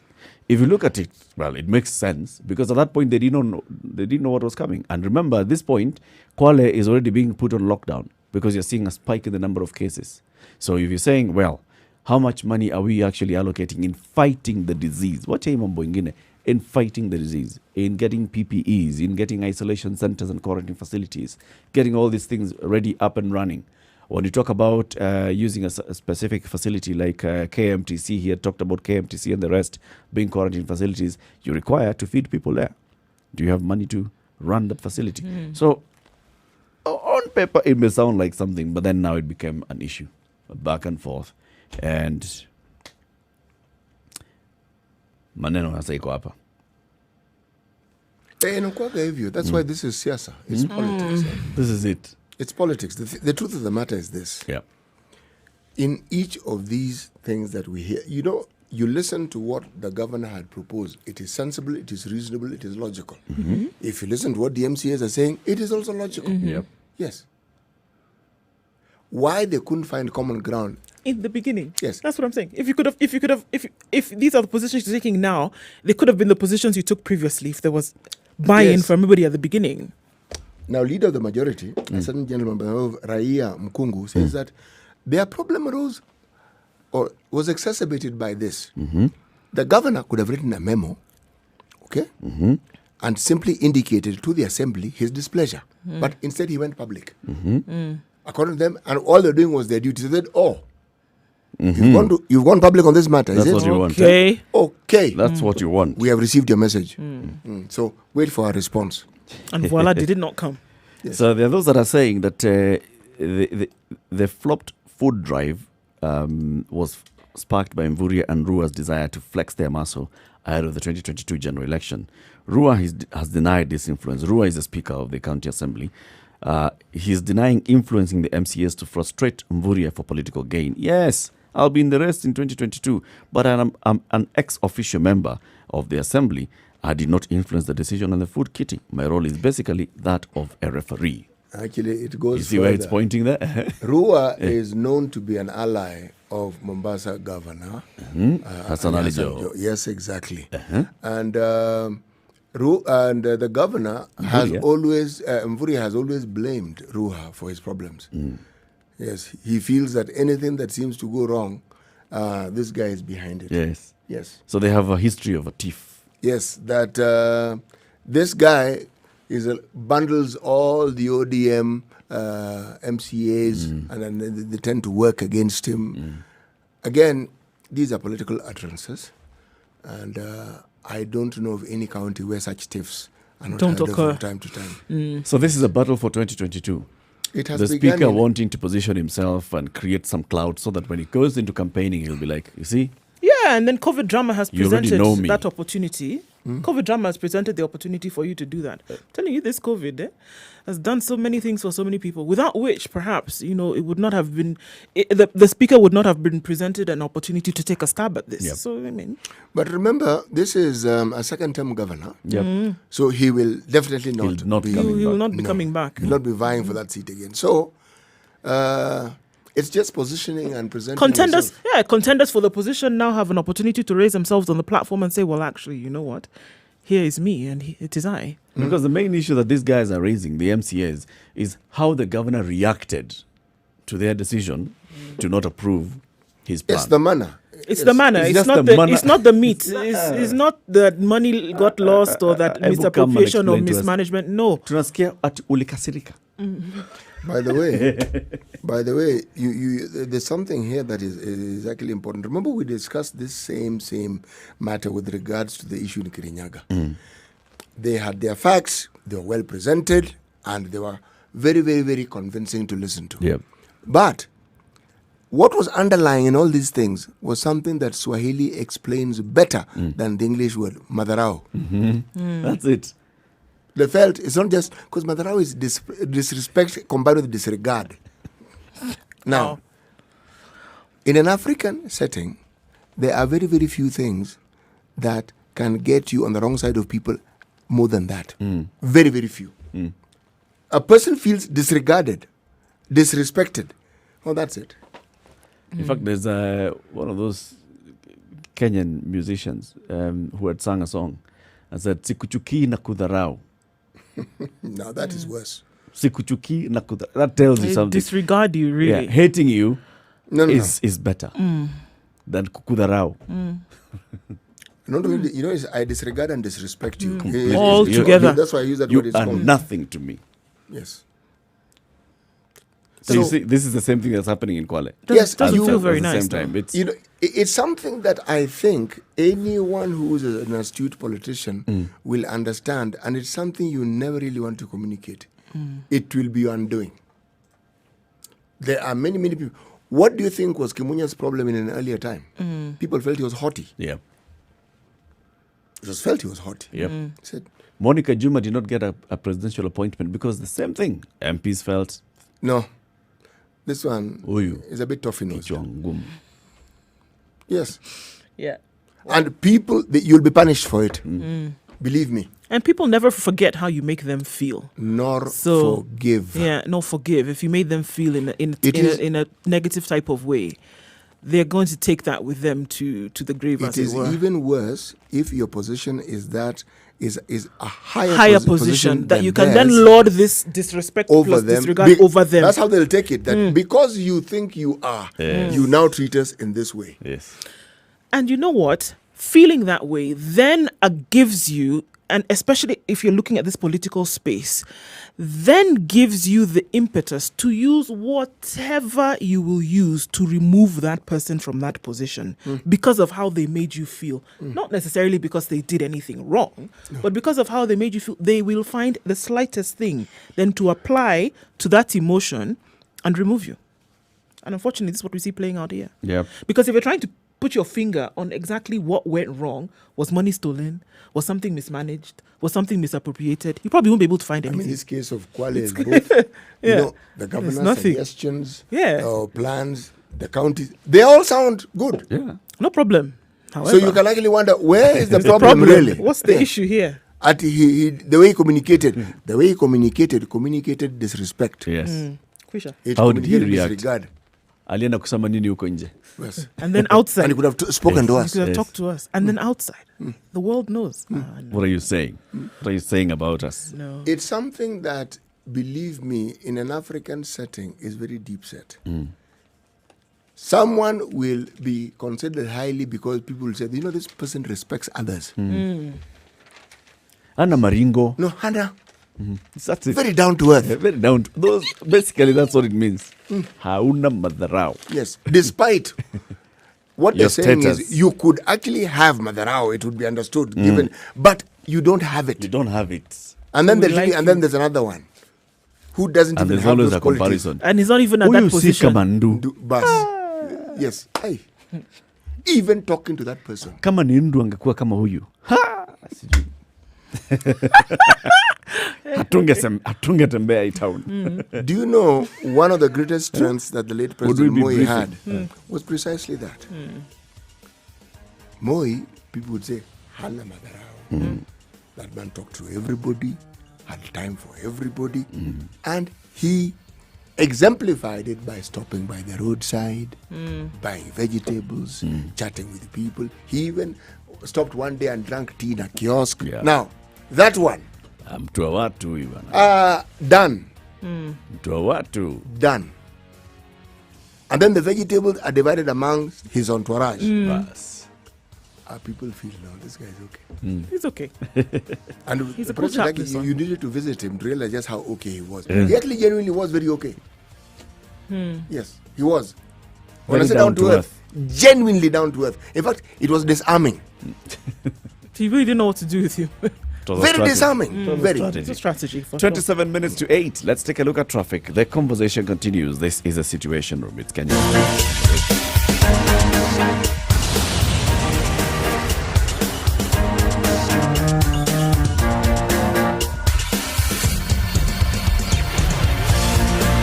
Okay, it seems that where we have the issues today is on Jogger Road, coming in from all the way from Hamza, joining from industrial area, trying to get to the City Stadium roundabout and then into the CBD. That's where we are seeing a lot of the hold up today. It's moving very, very slowly, in some parts not at all.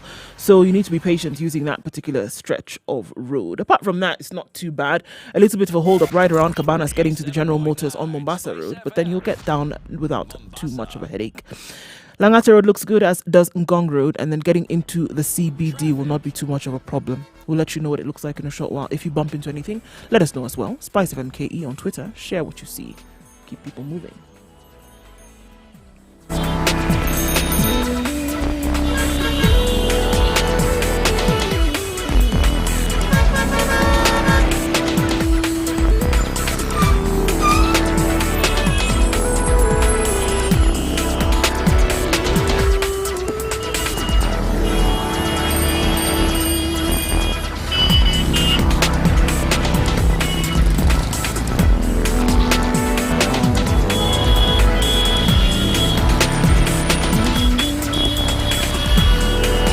some the issue of schools reopening, there's been a lot of mixed messaging on this.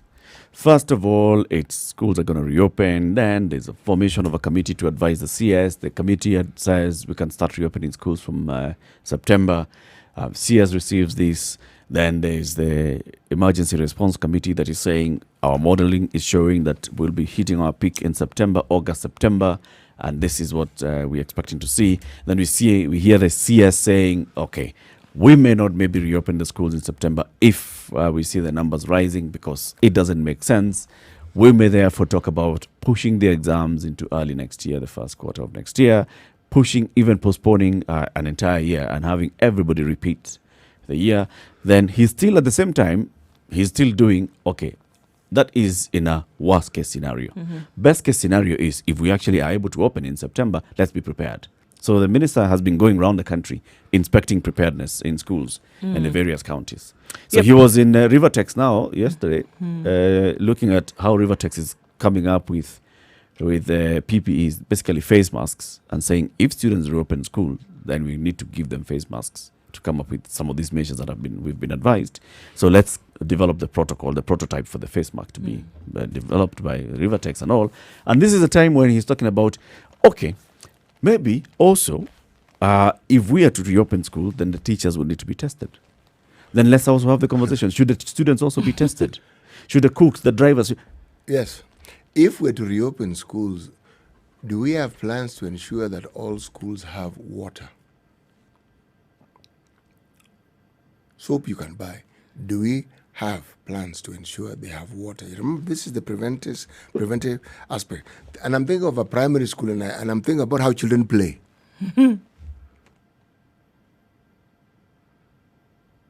All I'm trying to say is, as they're planning, let them give this thing a little more thought. You know what? It's fantastic that he went to Rivertex and looked at the masks and all of this. But you know what that is? It's like, for anybody who knows anything, a little bit about makeup, it's like putting on the last bit of makeup before you've done the first part. The foundation is absolutely necessary before you put on the last bit of makeup, right? The finishing, called... I don't know. So I'm just telling you, the finishing touch is very important. However, you can only do a finishing touch on a foundation. How do you right? tell the difference between finishing touch and foundation? Don't worry. That one we can talk about another day. But in this case, what we're saying is you go say everybody needs masks, and it's fine to have that.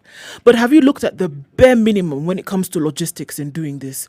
We must understand this September we're talking about is just 2 months down the road. September is in about 60 days. Is it not? July, August, September.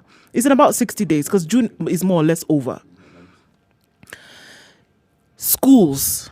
Again, I go to the fact that it was the first sector to have been shut down when the first case of COVID was found in the country. 13th, 15th schools were shut down. All right.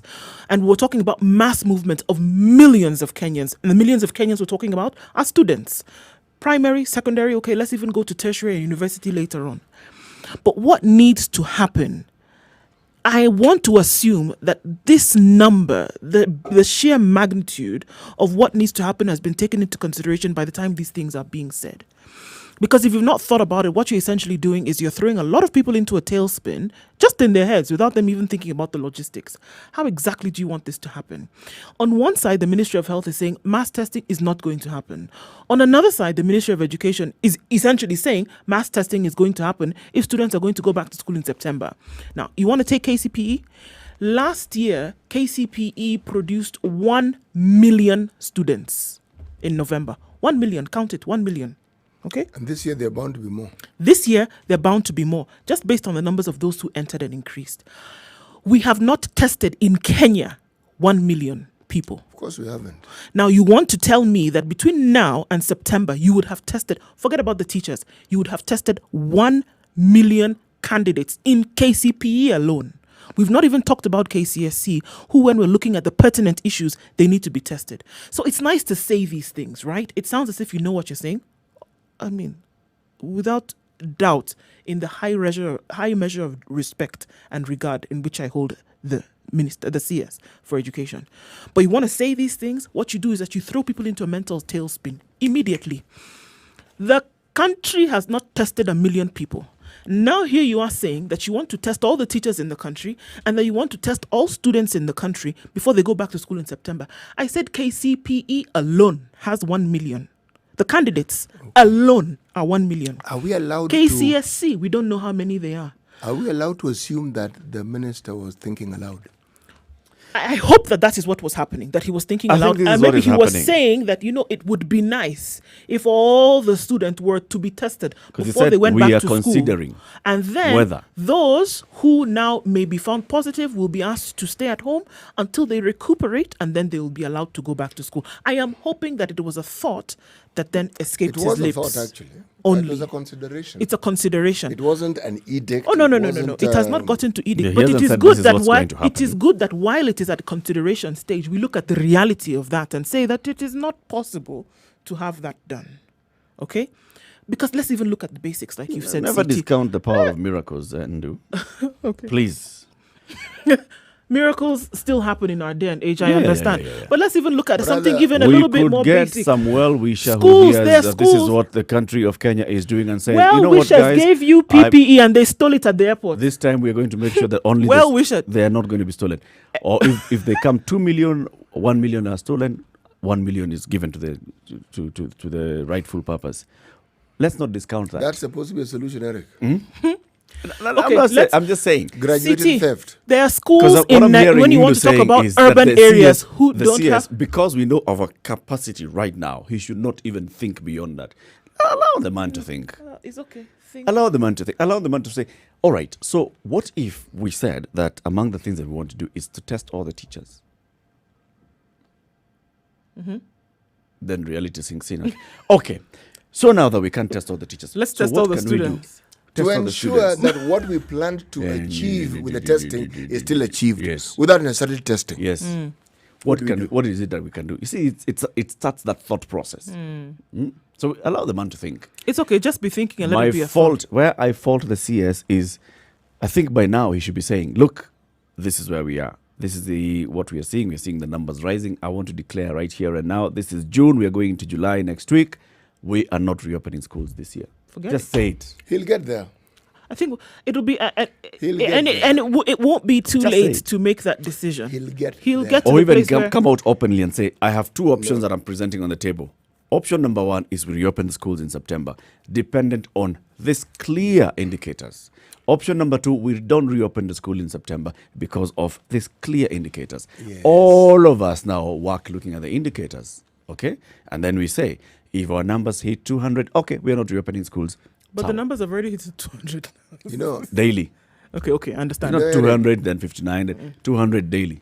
Eric, Then we're clear. let me take the position that you actually preambled this discussion on and said, let the man think. You see, even with everything that the CS, this guy's job is difficult. Yep. With every I agree. decision he makes. True. The things he needs to bear in mind or take into consideration are really many. It would be nice if some of these variables were stationary. They are not. They also change. Because of the fact that he has like you say, it's not just education. So many things are involved here. It's still health, it's still transport, it's still logistics, it's still things like water and sanitation. Across board, still dealing with human resource. That's just 5 that I've mentioned. You can imagine all of these have to be pulled into this one to make sure that it's possible. Then you have to involve the children. Those are structures you've set up. Then you'll involve children.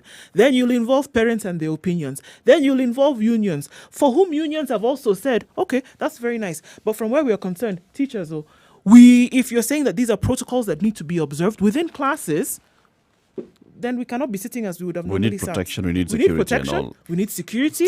We need to make sure that the classes, we're not teaching the 70 that we used to teach. You have to reduce it by how many ever you reduce it by, so that we're only teaching 20 students per class, Yep. kind of thing.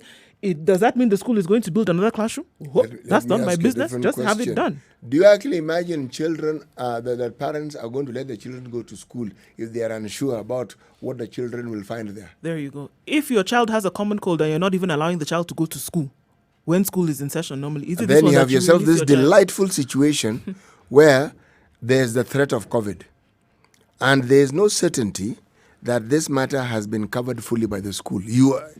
Which a responsible parent is this who's going to say, tell the child, okay, just go to school and let's figure this out as we go to school. No, they won't. So the CS has a truly Herculean task before him. He does. Truly. He does. And you know what? That's one of the reasons why he is also sitting in that emergency response committee. Okay? Because his decisions, he advises the president. The decisions that they come up with have to be well thought out. And they sit and they advise the president. The president has even the most Herculean of them all because he has to approve. You want to reopen schools? I say, okay, go ahead and reopen schools. All these people are following advice from various people. And that's what the president was calling the brain trust. The brain trust, and we spoke to one of them, leading virologist, Professor Omwanzala. He told us, look, what we told the government is, let us have a list of measures, okay? And we shall say milestones. Milestone number 1, have X number of bed capacity in the counties ready. Get there, then we can start discussing. Milestone number 2, let's talk about our testing capacity and our testing module. Milestone number 3, let's look at the numbers and how the numbers are increasing and which counties are doing what. All those things were clearly laid out. Milestones. I'm saying the same thing even for education. When we see these other countries reopening, the UK yesterday now came up and announced the people who are most vulnerable, who had been told stay completely indoors, don't mix with anybody. Now they've been told now you can actually mingle with up to 6 people in a public park. Or you can form small clusters or bubbles of close people, close relatives, whom you can even visit in homes, or you can even spend overnight together. This is being allowed. But you see, these ones were milestones that have been set. If we get to the certain point where we have gone to 6 days with no new death of COVID-19 in the country, we're also looking at our... if we get to a place where the cases are not past a certain number per day. The cases are not getting to this, then we can ease restrictions this way and that way. In Kenya, we don't have those. We don't know what we need to do for us to reopen the Nairobi metropolitan region, for example. We don't know. We don't know what we need to do to reopen Mombasa. We don't know. We don't know what exactly we need to do, all of us collectively as a nation. Maybe they know at the Emergency Response Committee. Maybe the CS knows. We don't know what we need to do to agree now we can reopen schools. We don't know. And that's what I'm saying. The communication should be that clear. We have 2 options. I have received advice from this committee that I set up, and they are saying we can reopen schools, but it's dependent on these conditions. Condition upon this, and the other. And we all look at it and see, all right, so if we get to July, and this is the state of the nation, if we get to August, and this is the state of the nation, then there's an increasing likelihood that we shall open schools in September.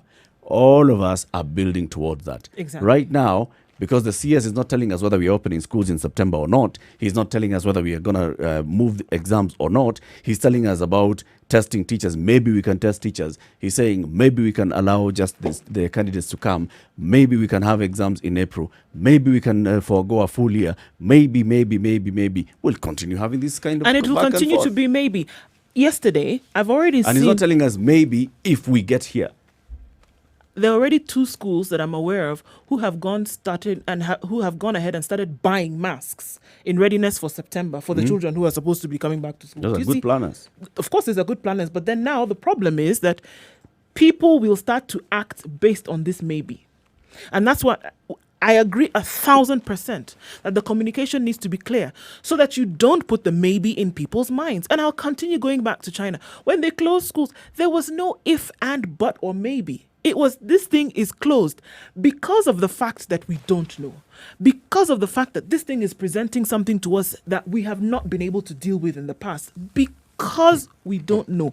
All the more reason for you to sit still. Have a plan? Yes, absolutely necessary. But keep it. The problem is that when you start saying things like this, okay, yeah, maybe we'll do mass testing. Maybe we won't do testing. Maybe this and this and this other thing needs to be... Get our buy-in. Talk to people. Find out what it is that they're hearing. Waithera is asking Zachary for a bicycle.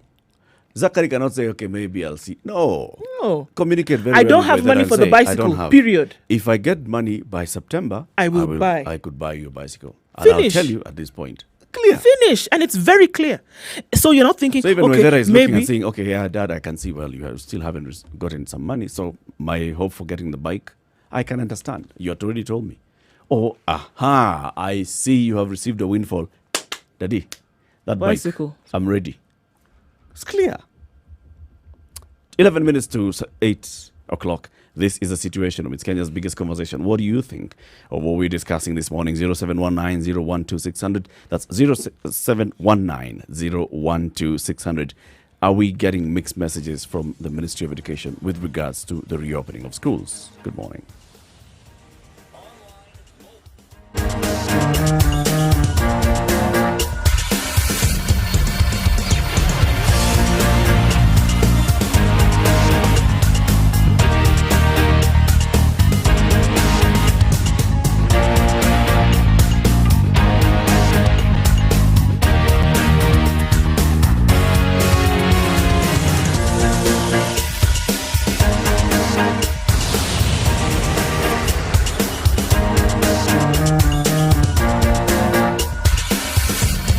Online, mobile, and on radio. Instagram at Spice FM. The conversation we're having now is with regards to the reopening of schools. What do we need to know about reopening of schools? So we've had a lot of messages, and we understand, and like CT keeps repeating, and it's true, the CS for education is at a very, very precarious position. Any decision he makes impacts the lives of millions of children. And when it comes to children, now that's a heavy decision to make. You can't just wake up and make a decision like that. And very many times he said, look, it's about the livelihoods of our children. We want our children to stay alive. We are dealing with a health pandemic right now. So let's not even talk about schools. However, at the same time, he forms a committee to advise him on when to reopen schools or the measures to put in place in reopening schools. He receives a report. He doesn't make it public. We haven't heard him saying, okay, so this is what the report says. I am taking it into advisement and I'm using my own technical people to review it. No, we don't know contents of that report.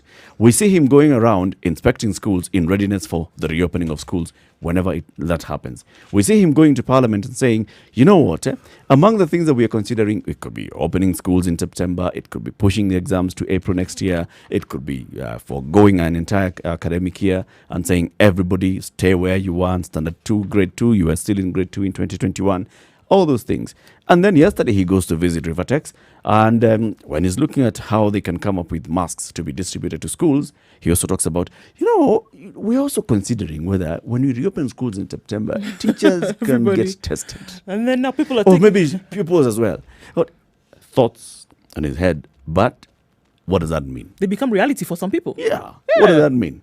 Mwalimu Kamau in Dagoretti, good morning. Good morning, sir. How are you? I'm very fine. Good morning. Welcome to the Situation Room this morning. Thank you. I want to talk about this education thing. Go ahead. Opening school means you have opened the whole country. Yep. Opening school is, most of the things are closed right now because the schools are not opened. Let us think this way. If you open school, that means even our parents who maybe are at home, they must come out, of course, to look for school fees and some needs for their children back at school. Mm-hmm. So it gets confusing too much. It gets confusing too much to the minister, even to the government. Mm-hmm. Then to us as teachers, maybe asking ourselves. Yesterday we are somewhere with the other teachers asking ourselves, we are opening school on September to do what? For what? There's no sense of opening school in September. Yep. Because the real thing is, even if we open in September, the children will not have done enough for the class that they are in today. For example, a child in class 5 will not have done the syllabus for class 5 to join class 6. Yep. It is not possible to finish the whole syllabus for one class in 3 months. So what we are thinking, or what I'm thinking is, it's supposed to be stopped till next year. Let it call it done. Damage already done. Because it is damage already done. Let us start it again. Let us talk to our children. Tell them this is what has happened, and they will understand. Let us repeat one class. Then we shall move on from there. As a stakeholder in this, because you're a teacher, what would you expect the CS to tell you right now? The CS by now, they should have sat down and come up with a solution. Let him not beat around the bush. I think we had said, the last time they were saying we are going to open school on June, and we were sure that will not happen. They know, they already know that the school will not be open on September. They already know, but they are trying to bring a picture like it will happen. It will not happen on September. It will not. And ask me, I'll be here around with you people, and it will not be open. Yesterday, I had the president of Uganda talking about opening school, and he said a normal Uganda will not think of school back. I think the same is supposed to be done here. A normal Kenyan will not think about school opening in September. Let us call it a day. Okay. And keep it down from that. Thank you. Good points. Thank you very much, Mwalimu Kamau in Eldoret. Have a good day. The situation continues. 0719-012-600. That's 0719-012-600. Are you getting a clear communication from the Ministry of Education with regards to the reopening of schools? I think we are just all over the place. Yeah, unfortunately, it's all over the place, and it can't be with something like this that the communication could be very clear in this case. Look, everybody's going to have to. It's not good. I mean, if you want to just look across sectors, right? Look at teachers, for example. They had a syllabus for which they've been mandated to complete. That is not going to happen. Look at students themselves. Those who are supposed to take exams and move on to the next phase of their life, whether it was at Class 8 or whether it was at Form 4. We understand that. Look at parents who made investments and said that, you know what, maybe I've planned and by this date, such and such, my child should have been able to complete this milestone. Look at the Ministry of Education. Look at the Institute for Curriculum Development. Everybody across board. Look at people who had businesses for which they've made investment and which they've planned for supplying food to schools, for supplying transport, for supplying other amenities. Every single player in this particular industry has got to cut their losses. You're going to repeat a year. So you're going to graduate at 18 instead of 17. You're going to write an exam at the age of 14 instead of 13. So many things are going to have to be done as a result of this. But I think having realized and having put all of that into containment, then it is absolutely necessary that we see the situation for what it is, accept it, and then have a plan whereby people are able to understand exactly what is going on and then move forward with it. With things all over the place, it throws people into confusion. It gives people tailspin mentality. And then we have people running all over the place doing things that we not even asked them to do. So because of the fact that we do not know, that is more than enough reason to be able to take a step back and say, you know what? Because of the fact that we do not know what's going to happen on August 31st, for example, and going into September. What if something changes? So have a plan against the unknown. So because we don't know, give it some time. And communicate the plan. And because you can have the plan, what it's it okay. is. And there's nothing wrong from coming from a position of not knowing, right? It gives you strength, even as a leader, to be able to say that because we don't know, this is what now we are going to do. Should such and such happen, in that case, then we will take up this next port of action. That is very important to do. So that all of these players where we've seen who are going to have to cut losses, they're on the same page and then they stand, all right, we understand it's going to be difficult, but we can do it. It's all about bringing everybody on board.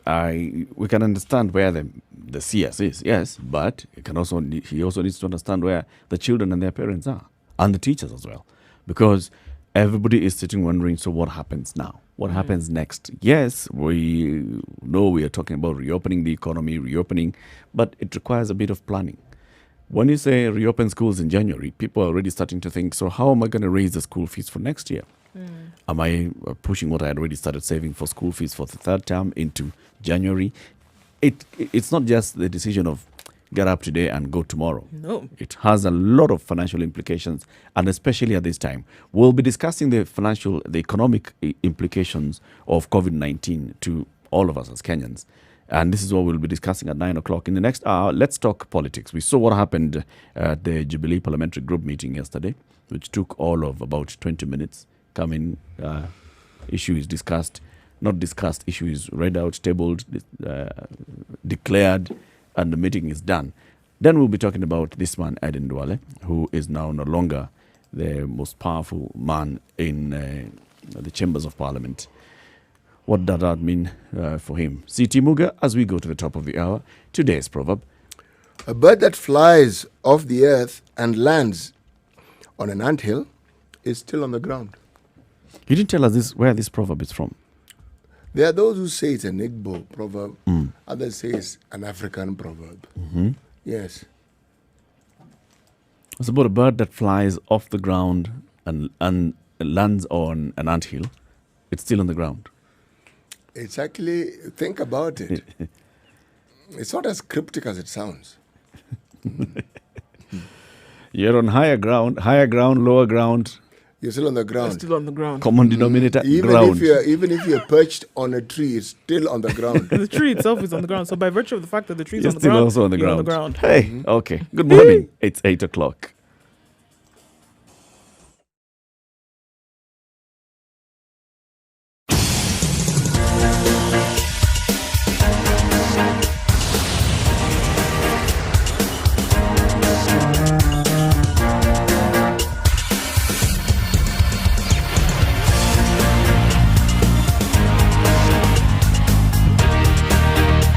At the Nyeri roundabout leading to Lusaka Road all the way to City Stadium, it is bumper to bumper, and that's heading inwards for some reason. Large numbers of police officers there. Somebody might be coming into that area for now, so take that into consideration, under advisement as it were. Trying to get out though might take you a minute. Jogo Road is jam-packed today. What it was not doing yesterday, it's doing now. Trying to get into the city centre, trying to get towards industrial area from Jogo Road is going to be quite the task this morning. All right, coming off Thika Road is not so bad today. Mombasa Road behaving quite beautifully as well. Langata Road is just a mess today. Back to normal. Slowly moving traffic for some reason. Getting to the T-Mall roundabout also will take you a little bit of time today. You can use then Bagati Way or then the Greater Langata Road moving towards the Nyayo Stadium roundabout, which where once again you will get stuck. So just to let you know that is what lies ahead. Apart from that, we don't have anything that's bugging right now. We'll let you know if there is. Spice FM KE is how you can reach us on Twitter.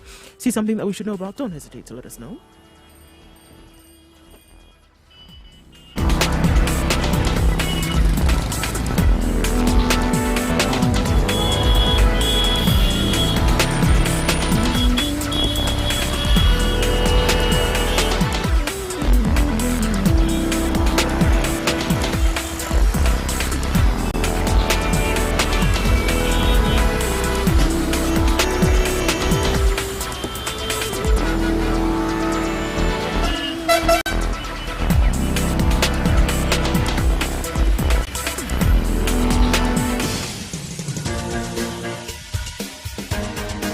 This is The Situation Room, the home of hard-hitting political commentary and penetrating insights about the state of the nation. This is a talk radio experience like no other. The Situation Room, a place for hard truths, debates, and elevated conversations. The Situation Room, witty, political, engaging, deep, controversial. In the room, we have C.T. Muga, researcher, academic, 2.5 minutes after seasoned 8 o'clock. This is The Situation Room. It's Kenya's biggest conversation. Live streaming the show on www.spicefm.co.ke, Spice FM KE on Facebook, YouTube, and Twitter. It's Kenya's biggest conversation, also broadcasting around the country. Malindi 97.7, Nyeri 90.9, Eldoret 96.7, in Nakuru 96.0, Kisumu 102.5, 87.9 in Mombasa, and 94.4 in Nairobi.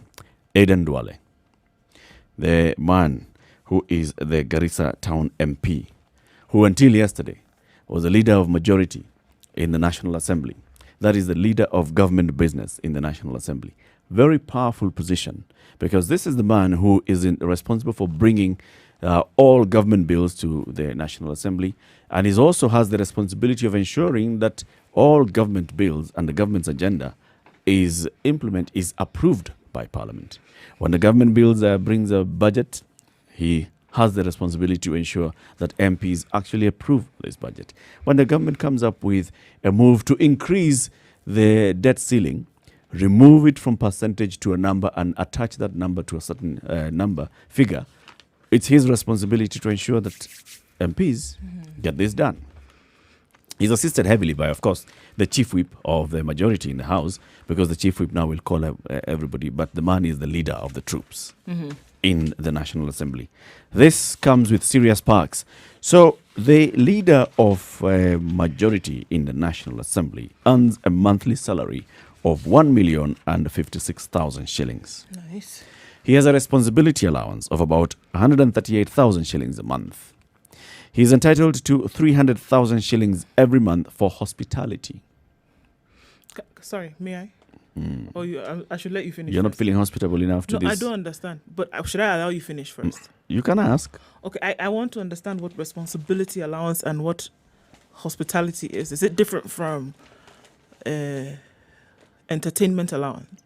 Me, I don't know. Okay, I'm just asking.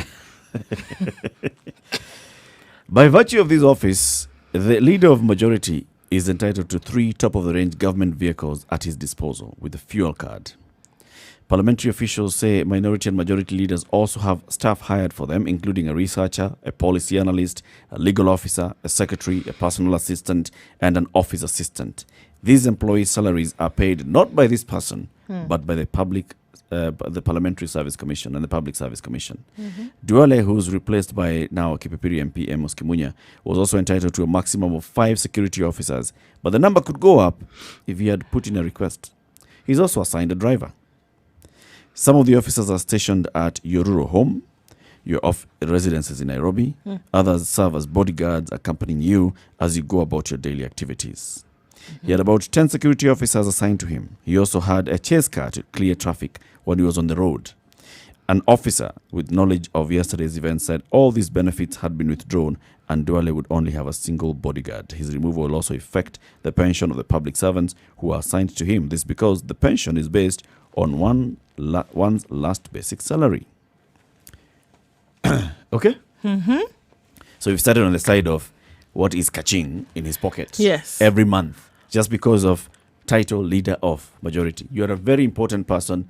You see those big Prados coming and guys moving their hands outside and asking you to move. There's a VIP passing. Comes with all those perks. Now, in 2014, a year after assuming the position of National Assembly Majority Leader, Garissa Township MP Aden Duale declared his unwavering loyalty to President Uhuru Kenyatta in an attention-grabbing way. Duale declared that he would not hesitate to jump from the KICC if ordered by his boss, the President, or the Deputy William Ruto. If Uhuru and Ruto told me to jump from the top of KICC and assure me that I will not break my leg, I'll jump. I'm so much indebted to these men.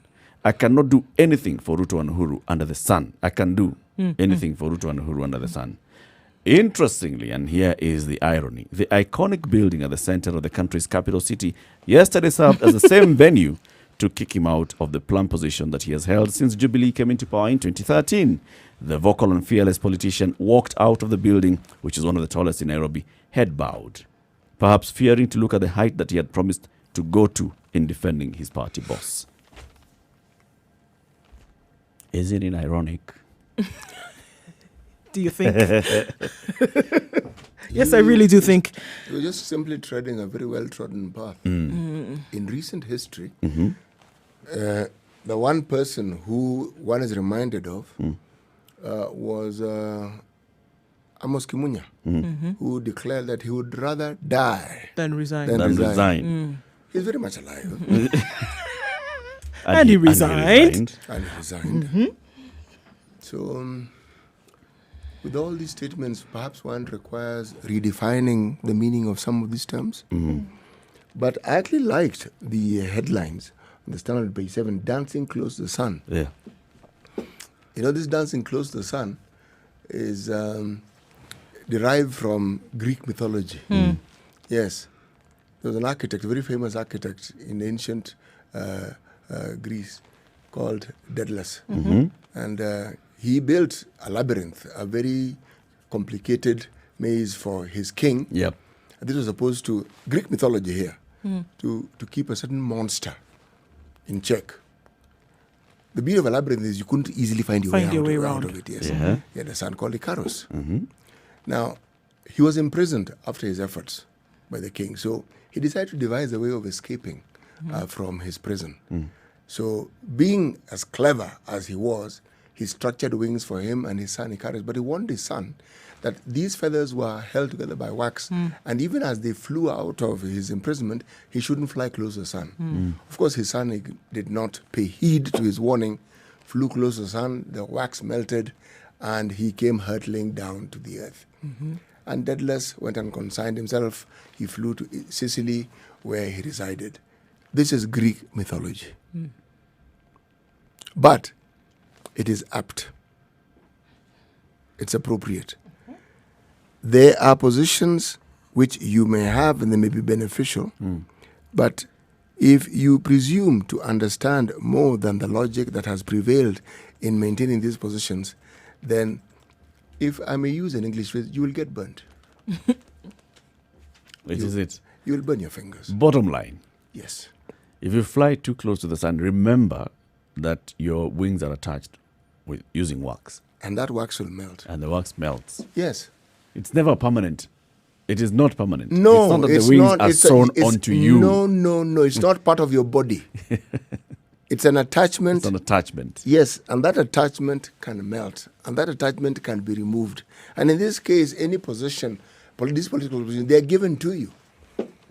Remember, Aden Duale was in ODM. And from ODM, To URP, to UDM, URP. yes, and then from that, now he's in Jubilee. Jubilee. Okay? What you cannot fault the man for is whichever party is in at that point in time, he will very vocally, Pledge allegiance. yes, that he does. But I think if we talk about flying or dancing even too close to the sun, we are talking about arrogance. We are talking about sitting there and looking down on everybody else. Displaying public display of Matharao, right? Is this something that we can accuse Aden Duale of? Yes. Can we say that Aden Duale was sitting there, perched up there, and he was not a down-to-earth person? His fellow MPs were even speaking yesterday and saying, this man, really, he put himself to delivering the task. The He did. task that he was supposed to He do, did. he went all out to ensure that He he did. did his job. He did. And by doing his job also, he did not develop very many enemies in the house. Until this purge started, we didn't have people complaining about Duale. People would talk about everybody else. Have you asked yourself why it is people didn't complain about him? Because he was down to earth. Politicians talking? No. With politicians, it's never that simple or straightforward. There must be other reasons why they want to speak well of him. The man was hardworking. There's no question about it. Right? But I think he tied his tongue around his neck. How? His utterances. You see, there's something about politics. And there's something about the tenuous nature of it. And even with allegiances, all right? In trying to pledge your allegiance, you really must be careful. The things that you utter as you go along. Those who are truly prudent say nothing. So nothing can be ascribed to them. Nothing can be said. But Let's look at the Tanga people. Okay? City. Let's name one. Dende Nyoro. Name another one. The Kandara MP. Alice Wahome. Wahome. Let's talk about who? Moses Kuria. Those ones who you know clearly, they are Tanga, and this is what they used to say publicly. And they'd go all out and show, this government is, we are with William Ruto. no, them, they would even And talk with about their- the president directly. Yes, and their Forget. arrogance. Yes. Did you see that of Aden No, Duale? you cannot say that the man displayed the sort of arrogance that these neophytes to politics were displaying.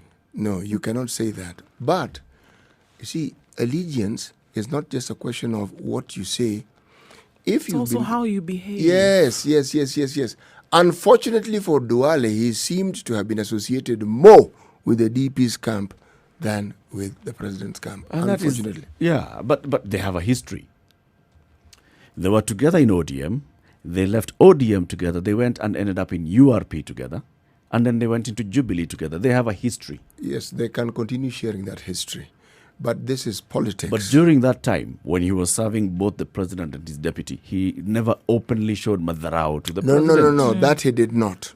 That it cannot When it was be. doing his job in That parliament, it he cannot did be his said, job no. in parliament. I agree. When it was presenting bills to the president to be signed, he was there, standing alongside the speaker, presenting the No, bills for the he president to was In accept. terms of Vibrant, expending he was his duties, he expended his duties quite well. He Exemplarily. did his job very, very And well. speaking Yes. openly about government agenda and this is what the government is doing. He was not He saying, did. the big, this big four. He know, did. He was completely loyal. Eric. Where is the problem? I'm not seeing it. No, he wasn't completely loyal. The loyalty is not a two-horsed towed cart. It's a one-horse. you're not loyal to two people. You're loyal to one person. Okay? This is not polygamy where you say, I love both my wives. Or I love all my 3 wives equally. No greater lie than that. Why do you marry others if you love that first one as much as you claim you do? The point is, if you because I have enough love for the other one. Yeah, that one now is yours. And if I give this one all the love, it'll be too much. You know, that one now. Oh, really? hey, wow. An African has given you an African male logic. I'm telling you. Don't to I don't overdose think you to with love. suffocate you and cause you Surely, harm. Yeah. If I do too much, you now could die. If you make the mistake of appearing to align yourself with someone who has been seen to have misaligned themselves with a competing force, brother, you're done for. You're done for. That's why the goose gets cooked. People have made their exit. People have been exited. People have been forced out of Guilty by political. association. Yes, by doing even far less things. And all the good that we're speaking of is forgotten instantly.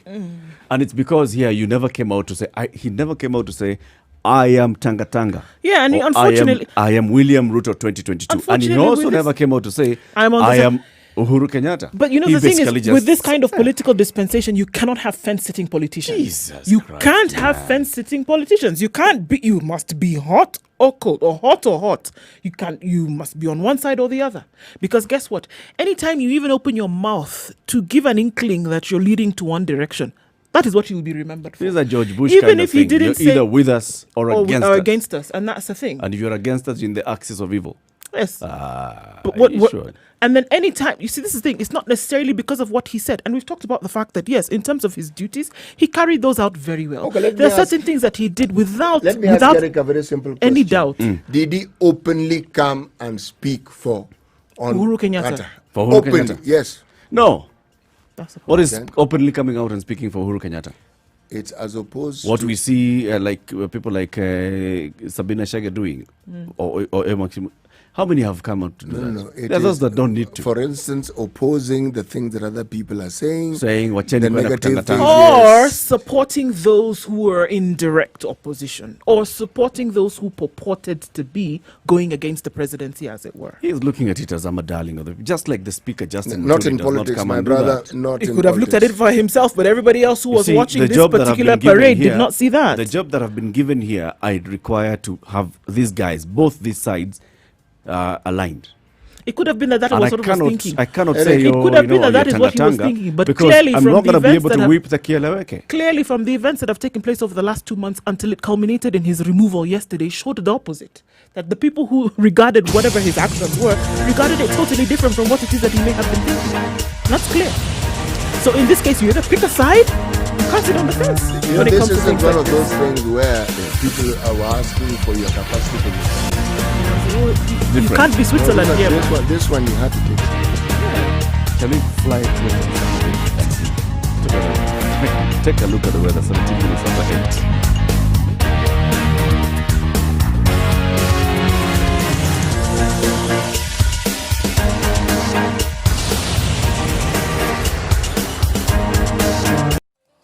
All right, sun peeking through those clouds this morning in Nairobi, warming up just a little bit to 16. We will see showers in the afternoon with highs of 24. And then taking a look then into Nyeri, where it'll be wet this afternoon with highs of 22. And the wet conditions will continue into Nakuru with highs of 23 this afternoon. Eldoret also will experience thunderstorms today with highs of 21. Looking at the coastal towns, starting with Malindi, we expect to see showers later with highs of 28. And in Mombasa, they're already coming down at 25. We will see that they continue well into the evening with highs of 28. Kisumu also will experience wet, rainy conditions with highs of 27. Kakamega also will experience thunderstorms with highs of 24. Taking a look then outside of Kenya, in Kampala, where it's partly cloudy this morning, highs of 26. And in Dar es Salaam, expect a warm afternoon with highs of 28 and cloudy conditions in the afternoon. Taking a look further down south in Johannesburg, it's mostly sunny at 4 degrees. We'll see highs of 17 and lows of 3. And finally, for now, in Lagos, foggy conditions on this Tuesday afternoon. We will see 29 the high and lows of 23.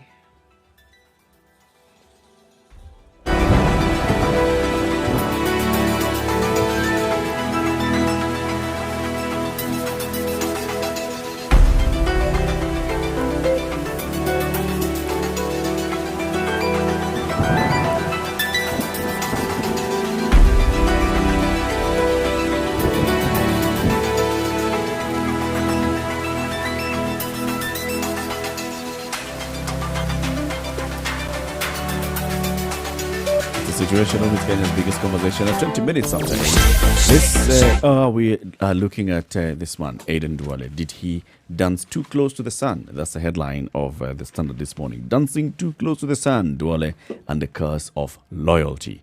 Did he actually become disloyal to the president, to the Keleweke side, to anybody else? Let's hear what our political commentator Wilberforce from Nyamira has to say this morning. Wilberforce. Eric Latif. How are you? Good morning. Good morning to you, sir. Now, very fine. I just want to tell you something about Duale before I dash off to work. Okay. Now, what has costed Duale is he didn't stop what Wakinamili Odhiambo and the Gladys Wangas of ODM stopped doing after the handshake.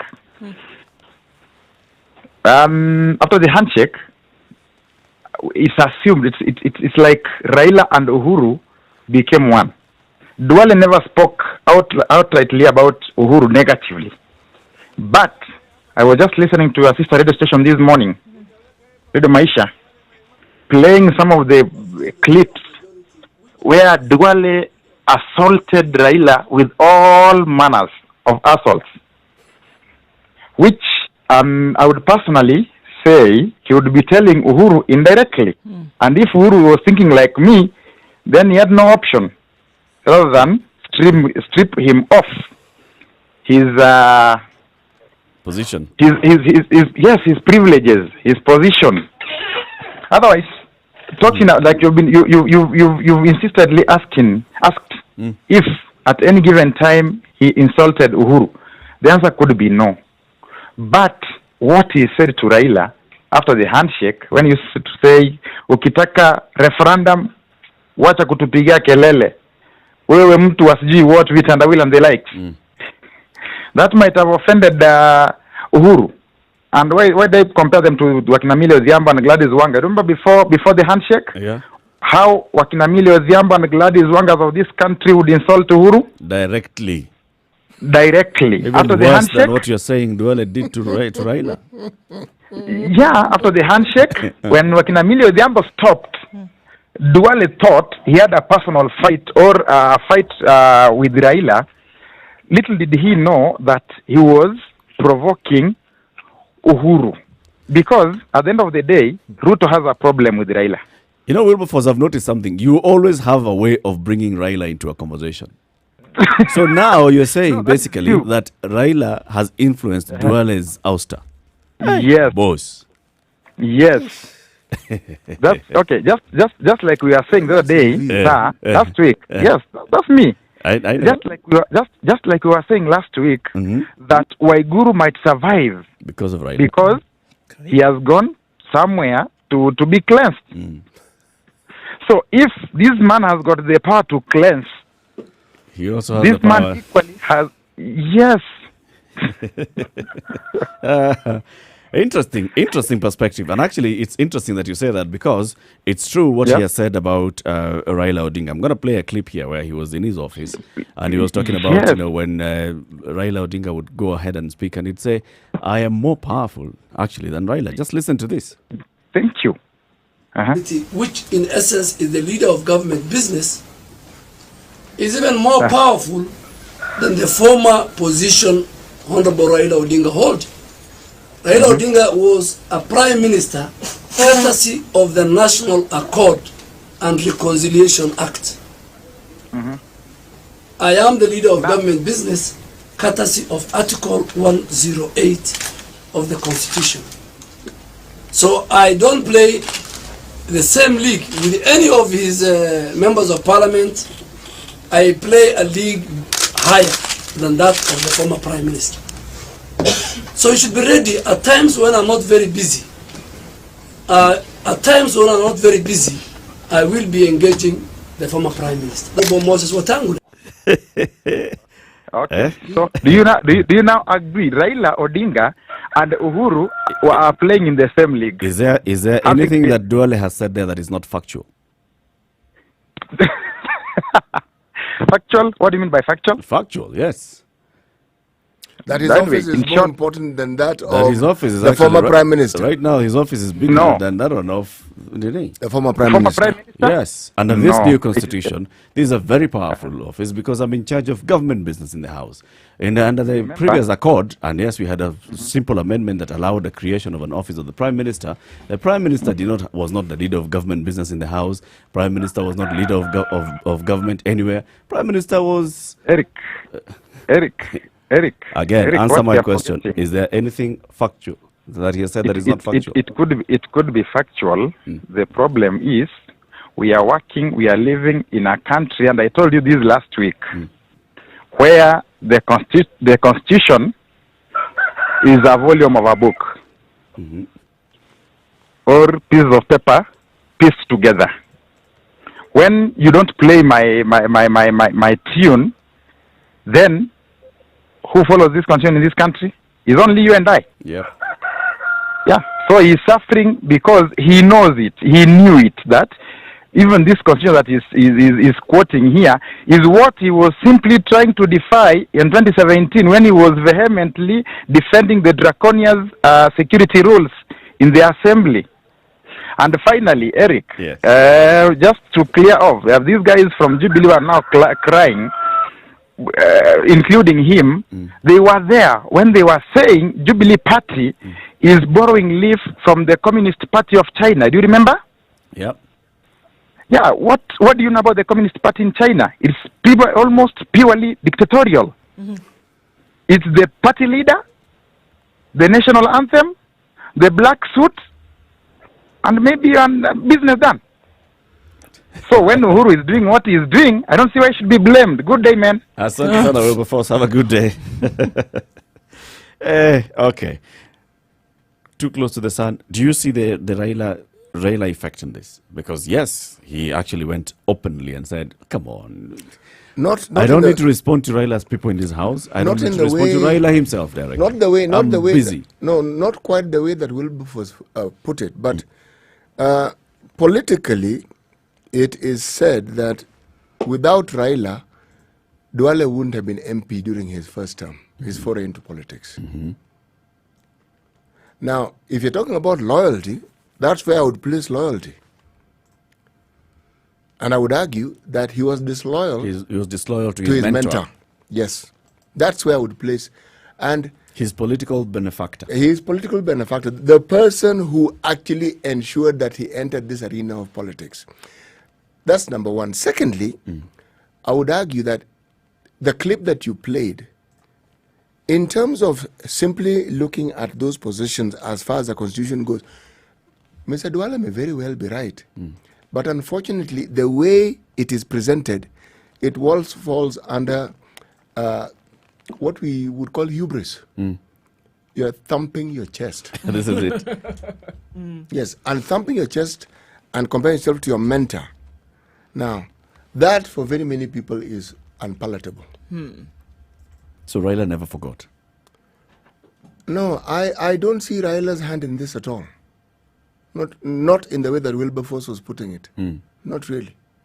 If you look at the number of people that Raila has embraced and done business with and people whom he was at loggerheads or at odds with, it tells you that he's a man who understands that you can mend fences and you can move along together. It's not something that he considers. Nothing is permanent. No, nothing is permanent. Look at you and you're like, okay. Okay, it's happened. You'll mature up, you'll sober up, you'll come. Let's move along. Utanipata. Yes. In terms of stirring the hornet's nest, I don't think that Raila had anything to do with this per se. I think that Duale brought this on, upon himself with just his affiliations and the things that he spoke to be, or chose to be vocal about, or in some cases not vocal about. And I don't think you can now involve somebody else in this one specifically, particularly. I don't think he had anything to do with it. He stirred this one himself. To involve Raila would be sort of like playing the tune that is often heard from the deputy president, because somehow Raila always features in his conversation, and Raila is always responsible for something. Yeah. Something was going wrong in Jubilee, it was Raila. In fact, one could argue that if you have the floods, somehow you can find a way of blaming Raila. If you have a mudslide, somehow you Throw in the locusts. Yes, you throw even locusts. Somehow you'll be able to blame Raila for those things. Now, again, it's politics, huh? And sometimes What we're hearing is the line of politics someone chooses to follow. And what we're seeing are the consequences of it. Of that line that you've chosen Now, to follow. we are discussing what we heard Duale say. There are things he may have said that we didn't hear. We also didn't hear. There are things he may have said Silently. that we didn't hear. Remember the president was asking Munafikiri Sina intelligence. Yes. George in Mombasa. Yes. Good morning, ladies and gentlemen. Good morning. Good morning. What is happening in Jubilee is simply this, that if at some point in the past you were against one man called Raila Odinga in this country, and then you are also against the handshake and you are proved to be so through your utterances, just time has come, according to the plan, whatever plan, perceived or real, that both Uhuru and Raila have, you just have to be put aside, because in future, the plan that these two gentlemen may be having has just got to mature. But anybody deemed to be an interference or a hindrance just has to be dealt with immediately before long. That is my take. Thank you very much, George. Let's take a look at traffic, and then this conversation continues. We'd like you to participate in the conversation. 0719-012-600. That's 0719-012-600. Did Eden Duale dance too close to the sun? That's a question we're asking ourselves this morning. Let's just put it the other way. Eden Duale alikula mbuzi ya nani? I mean, what is it that led to his ouster from this very, very lofty perch that he had, leader of majority in the National Assembly? 8:30. Good morning.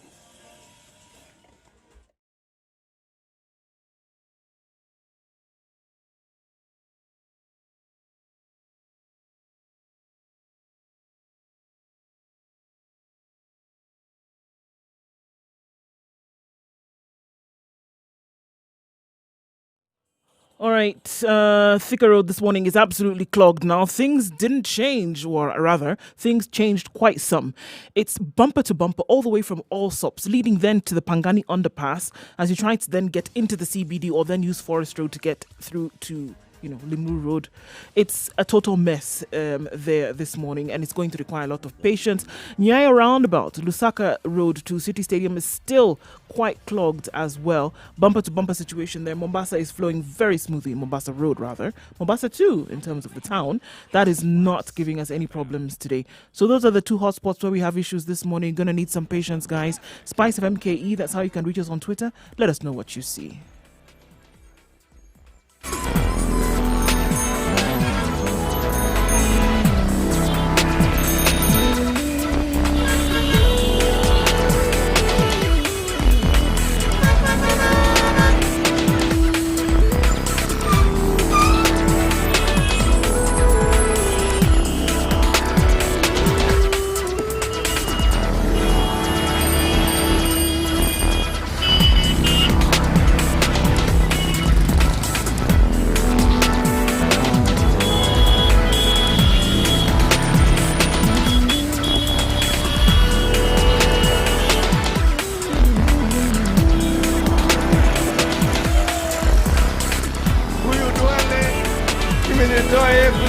Nafanya huko Mombasa.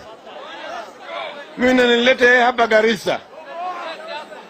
Nikaweka yeye pamoja na wale maimams ambao walikuwa wanaongozwa na Sheikh Mawia. Si mnakumbuka? Nikamwambia huyu kijana nataka asimame hapa. Ruto na Uhuru walikuwa hawamtaki yeye.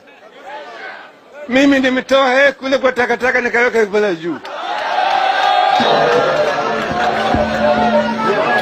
Na nikagharimia kampeni yake yote. Sasa kila mahali akienda natusi mimi tu. Nikasema huyu kijana hana adabu. Huyu ni mwanaharamu. Lakini shauri yake. Hiyo mimi nawachia Mungu. Hata watoto wakitusi baba yao unaangalia tu, mimi nahurumia tu. Siwezi kupigana naye. Si amekosa adabu, sio? Amekosa adabu, sio? Anasifu mtu kama Ruto ambaye vile vile hana adabu. Anasifu pale, manake yeye anajua wanaiba pamoja. Tunaiba pamoja. So, the former Prime Minister there gave the history of this is how I see Duale. The way he behaves, the way he treats me, it's okay. Chia Mungu. Isaac Inahero, good morning. Yeah, good morning. How are you? We're fine, thank you. Yeah, I'm also doing fine. Mm-hmm. I also just wanted to contribute to the Duale issue. Go ahead. Yeah, I think Duale is just a victim of circumstance. I'm sure if you ask even the Uhuru people, those who removed him yesterday, they would not really have something negative against him. Remember, even when Murkomen was being removed, all people were praising how young Professor Kindiki Ture. That you have done well, you have done well. It's just that your people don't like you, so we don't have. I think Duale has just gone because maybe Uhuru, the party leader, and the people close to him feel the Ruto people have to be removed from all parliamentary positions at all costs. All right. But I believe as a leader of majority, he gave his best. And I believe Jubilee will miss his role in parliament in pushing government agenda. Okay. Thank you very much. We hear you, Isaac. Thank you very much. Now we're actually joined by somebody from the same county as Aden Duale. This is a former Lagdera MP and former Deputy Speaker of the National Assembly, Farah Maalim. Good morning, sir. Morning to you. How are you? We're well, thank you. Welcome to the situation once again. Thank you. Thank you. Now, Mheshimiwa, yesterday, Aden Duale, your countermate, was removed from a top position in the National Assembly. And immediately, we saw your tweets. So let me just read the first tweet. You said, congratulations to the new majority leader in the National Assembly, Amos Kimunya, and the new secretary to the Jubilee Party Parliamentary Group, Aden Kainan. The National Assembly will redeem its lost glory. In short, 8 years Parliament lost its glory. Redeem it. Redeem its glory now. This is a direct one on Aden Duale, Mheshimiwa. Well, I incidentally, unfortunately, whatever you try and cloth it in, the reality is that the Parliament has lost its glory and lost it big time over the last 7.5 years, close to 8 years, because once you get to know the intricacies and the going on inside the committee systems and all those places, you'll be shocked. You'll be shocked. Because the Parliament became another center, if not the biggest center of corruption in the country here. Because that became the place where extortion rackets were being run on parastatal heads, on permanent secretaries, on ministers, on everybody. And along with the budget committee, what you call the budget committee, it was terrible. Just look at the kind of allocations that actually one needs to do a serious investigation on all the members of the budget committee and look at all the budgets that were passed in the past and what were the allocations that were given to their own constituencies in a good number of years. Then you see what you call in certain areas pork barrels, you know what I mean, whatever you call it, where they take money there.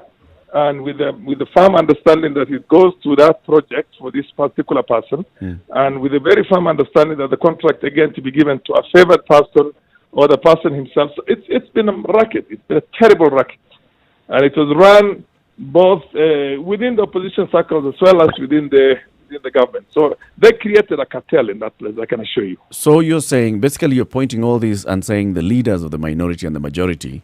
Well, look, I will not go for look. Parliament had just one small king there, and that was Duale, and clearly the buck stops with him. I don't know. I don't want to, but what I can tell is that there has been a serious erosion of the dignity, integrity of the institution, and all you need to do is to go through that and see how this sort of thing are being done. Farah, are you indirectly saying that Aden Duale contributed to this loss of glory? Look, don't keep on, asking this question. Even in journalism, you have to be very smart in the way Well, I you mean, run. Farah, you said What something. I You mean said is- something, what and I- even what from I- your messages on social media, you said something, telling and you this was a that- direct answer to the happenings that went on yesterday. And if it was a direct answer to that, are we saying that he contributed to this loss of glory from where you're coming from? You when I tell you that the buck stops with the leadership, the buck stops with majority leader. You get my point. I put it very straight, and I put it again. Well, why do you have to you have to have substance and content even in journalism? So we can take the answer to be yes. It is Aiden Duale that you're saying. It is Aiden Duale. It falls right there. Did he do anything that was good? For example, and there are those that have argued, in terms of rallying members, in terms of rallying the teams and saying, this is what the government wants brought to the House, and this is what the government wants to be done. He did a commendable job. Find out exactly what were the instruments, the means of persuasion in that. Find out yourself. Let me tell you. You can give us a hint. These committees are going to be reconstituted. It's not so fast. You're talking from somebody who ran that place. Yes. I ran all the committees in Parliament. Yes. And with the biggest dignity you can ever imagine. You know what I mean? So what I'm trying to tell you is that just wait until these things unfold and all those changes are made. The other thing I know for sure, he might sometimes have, be a little bit short on PR, but I know Amos Kimunya. I went to postgraduate classes with him, and I have known him as a minister. He's a perfectionist, and you'll see how that thing is going to turn out.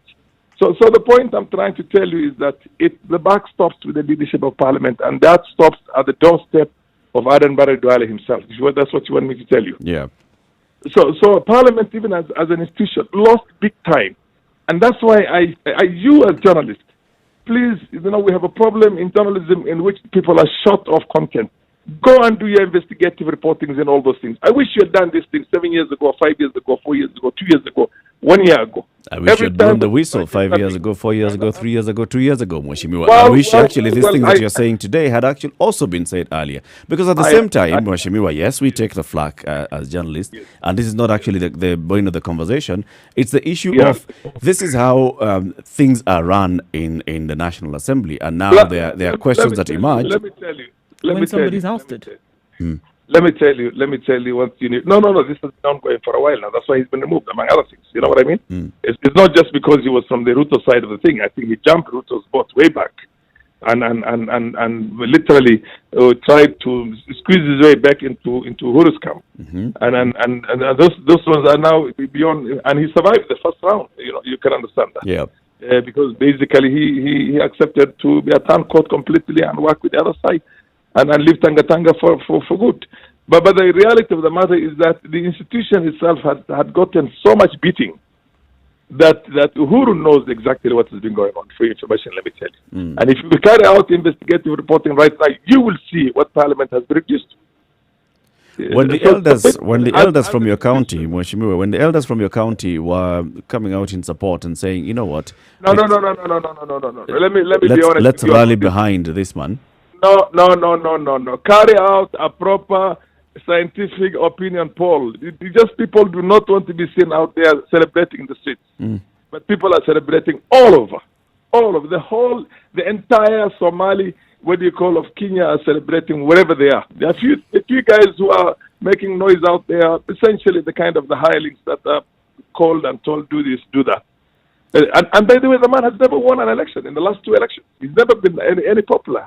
The reason why he was willing to jump from the top of KICC and all the way to the ground, as long as Uhuru and Ruto were going to promise him that he's not going to break a bone. Yep. Which, by the way, in my it's blasphemous in any faith for you to try and credit a fallible human being with the omnipotence qualities. You know what I mean? Yep. The attributes of God. To say that, like God, if they tell me I'll not break a bone, I'll take a jump. It's because Uhuru, what's his name? Duale. Without government is nothing. But that's why he has to be a bully. Even in Parliament, it's always, you're not supporting Jubilee. The president does this. Look at the civil servants who work in Northeastern Province. He says, I'm going to call the president right away in their presence. I mean, he was a terror. He terrorized them all. Yeah. and let people go and find out exactly what has been done. He terrorized that. He rigged the elections big time on both what they call when he was a majority leader in 2013, the first one when they were coming in 2017, and Parliament itself as an institution had gotten the biggest beatings. And watch what is going to happen right now. They are going to change. The entire committees are going to be reconstituted, and find out exactly the rot in there. It's a terrible rot. Some of the other vocal leaders from your community, we're talking about the Wajir governor, we're talking about the former senator of Mandera. Bill Okero says Duale's removal wasn't unexpected, but it was cowardly. He deserved better, not brute ingratitude. The bigger picture is a painful loss for the Muslims and the Somali, as he was the highest ranking in government. To Duale, may Allah grant you something better. I was on the phone with Bill Okero last night for about half an hour. And he agreed with me that the man was literally a rogue with power in his hands. But you understand this clanism. I'm telling you. Yeah. But one of the things he told me is that I called him 22 times for a whole month just to have a small meeting with him. And when I asked him to assist one guy who was, incidentally, a poor civil servant or a public servant who has worked in this country for, God knows, about 30-something years, to have a very honorable exit, he told him, don't call me again for somebody. So what has he done? Find out what he has done. People were scared of him because of the way he has been using power and always dropping the name of Ruto and the name of Uhuru. So without those two names, he's nothing. Duale, without power, watch him for the next 3 weeks, 1 month. I'm not going to give you 6 months or 1 year. Just watch what's going to happen. That's the end of him. He never won an election. He has been fighting the governor in Garissa, the one prior to this one. He has been fighting this one right now. Literally going public. Ask Somalis to give you the interview that when he's addressing the media and addressing his people and telling him, look, either Korane, who's the governor now, shares the loot with us, or I'm going to Mtamwaga Mchanga. You know what I mean? Sahani ya wali, either akubali tukule pamoja, Mtamwaga Mchanga. Yes. It's there. Ask them. It's there in the YouTube. You'll get it. That's a nice one, though. You know, I don't like the hypocrisy in our own transaction of public affairs. Whether it is at the politicians' level or whether it is at all levels, at the politics and the rest of it. And I don't like the role of money in all these things. You know what I mean? Yeah. Unfortunately, when someone like you speaks about somebody like Duale, the issue of clanism also will rear its ugly head. Well. Right now he's fighting his own. They're married to two sisters. The man who's the governor of Garissa they're married to two sisters. Yep. It's pretty much when you look at it from it's a relative of his, very close relative from the same sub clan, literally. I mean, they account like 4 or 5 or 6 grandfathers, and they live together in the same grandfather. But you see, they're fighting. They're fighting because of the loot. He's fighting him because he wants to be given, to be, according to him, he share what is in there with us or not. Before that, the governor had a similar issues with him. And when you get to, he's got a big issue, I'm told, with KRA. And even the media sometimes has been putting a lot of spotlights on the shady deals that were done by his own companies. And look, I don't want to go into those details, but the thing I can tell you is that the removal of Duale is the best thing that's happened to Garissa County and the Somalis of this country and the Muslims at large. Tell me one good thing he has done for them now. Because right now, you see, when you lose office, there is this typical manner in which politicians try to redeem themselves by falling back on a constituency. Yeah. I'm falling back on the Somali constituency, on the Muslim. Look, for me, if he's my cousin, if he's my father's son, and he's a crook, I would live with any other Kenyan, a Luo, a Kikuyu, a Luya. Basically, what you want is something for the country that essentially it transcends everything, and you don't need to have a relative up in those places for you to get your rights. At times, the relatives are the biggest impediment to the communities that they represent. Yeah. Because somebody is looking for a job, he's there to tell them, "Apana mpeye kazi." Somebody is looking for a contract, is there to tell them, we are para Jubilee, mutu opposition, mutu nini, mutu ODM, all kind of stuff. You know what I mean? Yeah. I mean, there's something, it's been like that. And businessmen and everybody has been living in a mortal fear because it's very easy.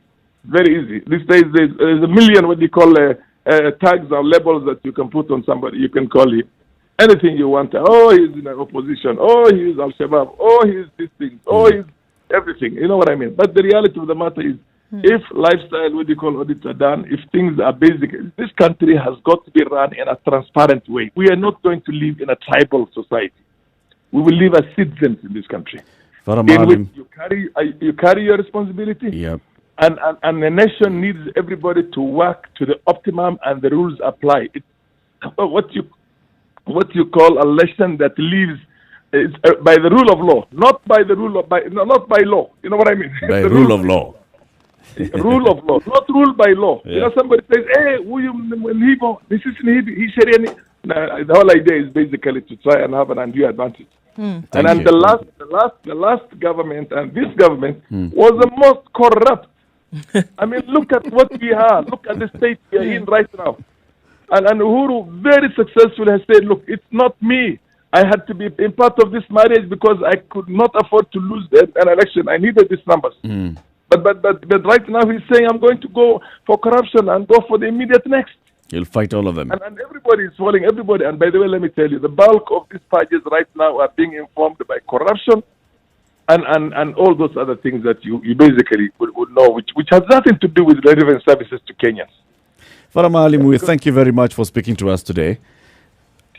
We'll have another conversation in which we'll look at... Carry out your investigative reporting. Journalists have let down this country. You go for sensationalism. Big time. Thank you, Farah. Asante sana, Farah. Have a good one. Thank you. 10 minutes to 9 o'clock. What do you think? What do you make of the ouster of Aden Duale from Parliament? Next 10 minutes, 0719 012 600. Fireworks from a man who, we must say, is a direct opponent of Aden Duale. Was beaten by Aden Duale in the election of 2017. And so when he says that Aden Duale has not even won those two elections, he has argued that way for the longest time. Good morning.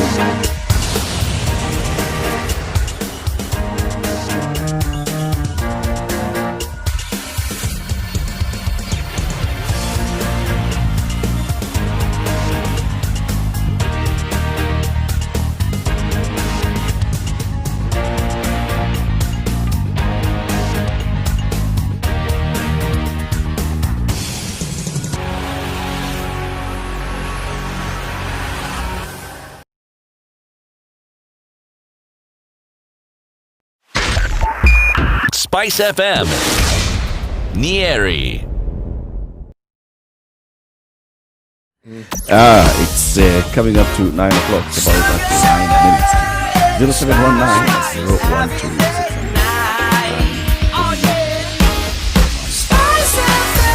Spice up your life. Farah Maalim's position hasn't really changed very much on some of the issues that he was saying, even when he was in the studio. His position on political matters in his neck of the woods, he has never thought highly of Aden Duale. Unfortunately, it's someone, as you said, they've been involved in political competition with. Yep. So one could argue that he's biased. You'd never expect him to have kind words. Yes. For him. Yes. But again, there's something that we must actually take home from what he said. That's his neck of the woods. So when he tells you that this man doesn't quite have the support that you would think of, I would take it seriously. Because he would know. Yes. Also, he would be biased. The bias, Just we've already... as in the run-up to an election, of course, you expect Farah Maalim to say, Duale does not have the numbers. I have the numbers. That's how you complete that sentence. Yes. Duale does not enjoy the support. I enjoy the support. I took the view that the bias has already been accepted. Okay. This has been his competitor. Yeah, so it's clear that that's the position he's coming from. Yes. So having said that, I said, I cannot discount what he's saying. No, not really. Okay. Because that's his neck of the woods. Let's hear from Anthony in Mombasa. Anthony, good morning. Morning. How are you? We're well, thank you. Okay. First of all, I'd like to say this. your question about Duale alikula nini is akin tukuuliza chini ya mkia kondoo kuna nini. Hiyo ni Kiswahili ya Mombasa. So, if it was Duale alone who was removed, we could be looking at why. But tukiangalia the past events, what has happened to Jubilee, we all know what is happening. We are not blind. Anyone allied to the deputy president is being pushed out. So makosa ya Duale ni kukataa kusaliti deputy president. And he said it himself. He said, I will not betray the deputy president. He's on record saying that. I think that's around 2-3 weeks ago. So he knew it was coming. We knew it was coming. And this is not just normal politics. All we know is Jubilee is pushing out everybody allied to the deputy president. And they've done it openly. Kitu ambao kila mtu anaona. So it's not about he did perform, ama he didn't perform, ama he did anything wrong. It's not about that. It's his association. It's just about being allied to the deputy president. And it's final. It's like that. Okay. And that's what they've been doing. And I think this is the biggest mistake Uhuru is doing. So, Anthony, there are better ways of cleaning his house. Before we let you go, please expound on that saying, kuuliza chini ya mkia wa kondoo kuna nini? Definitely, kondoo the way it looks, it has that big tail, yeah, hiding whatever is inside there. So for somebody who's never seen a kondoo or something like that, and pale chini ya mkia kondoo kuna nini? It's obvious ni nini iko hapo. Okay. Yeah. Thank you very much, Anthony. Have a good day in Mombasa. You too. All right, so don't ask. Is the Pope Catholic?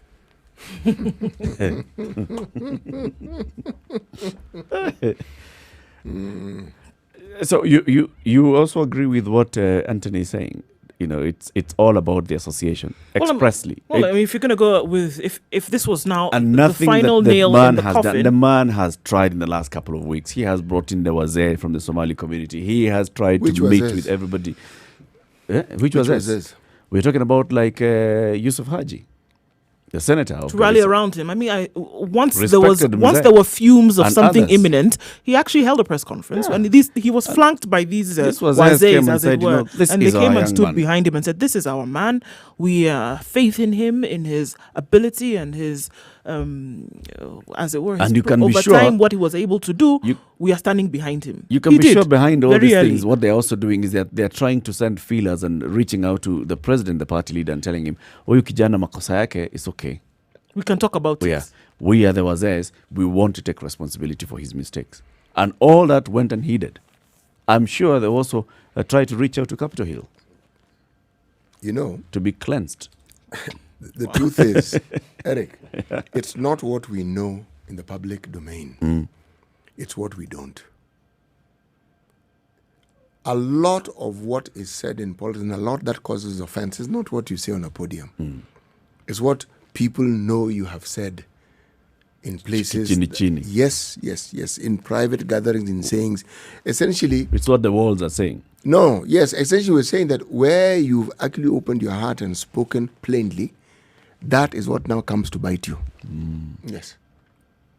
The same thing is alluded about the deputy president, that this charge of speaking ill or speaking disparagingly about the president, that he himself in private, it has been alleged that he's done the same. Yes. And if indeed he led that particular charge, anyone who's his acolyte, they would do the same. Never in the history of this country have you had people speaking so publicly, disrespectfully against the president. Never. And remember, I was telling you, there are things you do not do. It doesn't matter. There are things. Constitution. There are things, code. Freedom of speech. All that. Civil society, freedom. All that. There are things you don't do. And when you choose to, then there are consequences. And these are the consequences. And we saw the consequences of those actions yesterday. And before. Tell Mr. Duale about flying and landing on an anthill. A bird that flies off the earth and lands on Antilles is still on the ground. It's on higher ground, yes. It now has more influence, yes. It can see it has a bit of a higher bird's eye view, yes, but it's still on the ground. On the ground. On the ground. Never forget this. No matter how high you fly, utatupata papa hapa. Good morning. It's 9 o'clock.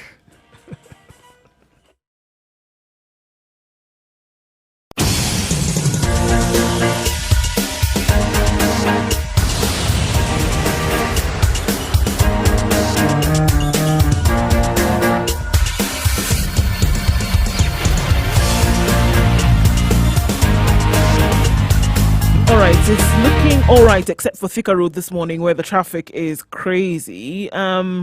Mombasa Road doesn't have much of an issue today. The problem we see today is Jogo Road, Thika Road, and getting into the CBD. It'll end in a short while. We expect this more and more people on the roads. Anything else that might pop out at you is because, we don't know about it. Let us know. SpiceFMKE on Twitter. But for now, traffic looks good in most areas. Getting into the CBD only from Thika Road today is what is causing a challenge. Let us know if anything else happens. SpiceFMKE on Twitter, like I said. Let us know what you see.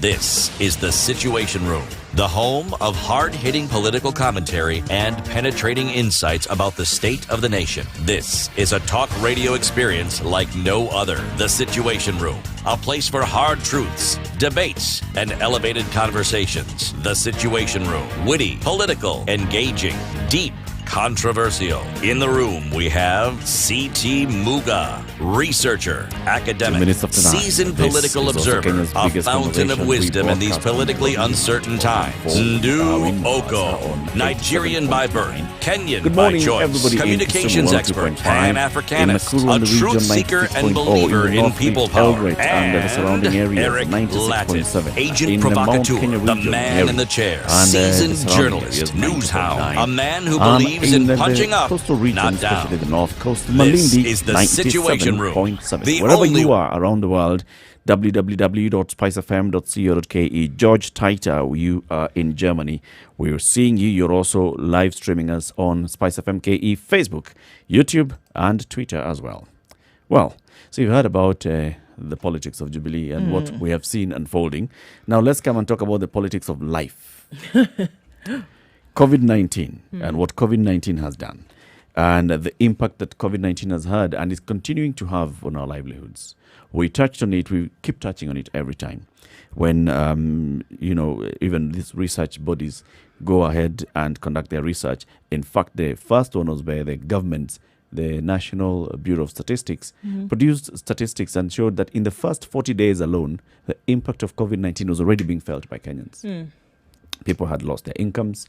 People had taken pay cuts at work. People had been sent on unpaid leave. People had been terminated from their employment because, well, if you imagine that you were working in a certain sector and the sector has closed, that's it. Job is gone. Right. And people were not now being able to do very many things like paying rent. They're not able to feed their families proper 3 meals a day or even a substantial number of meals a week. Okay. And that was just in the first 40 days. Now you can imagine you're talking about 100 days of this battle against COVID-19. What would that impact be? It's huge. It is huge. Things have gotten significantly worse. And I think, unfortunately, I think that a lot of what we've been presented with is a smokescreen against what is really happening with the people of this country.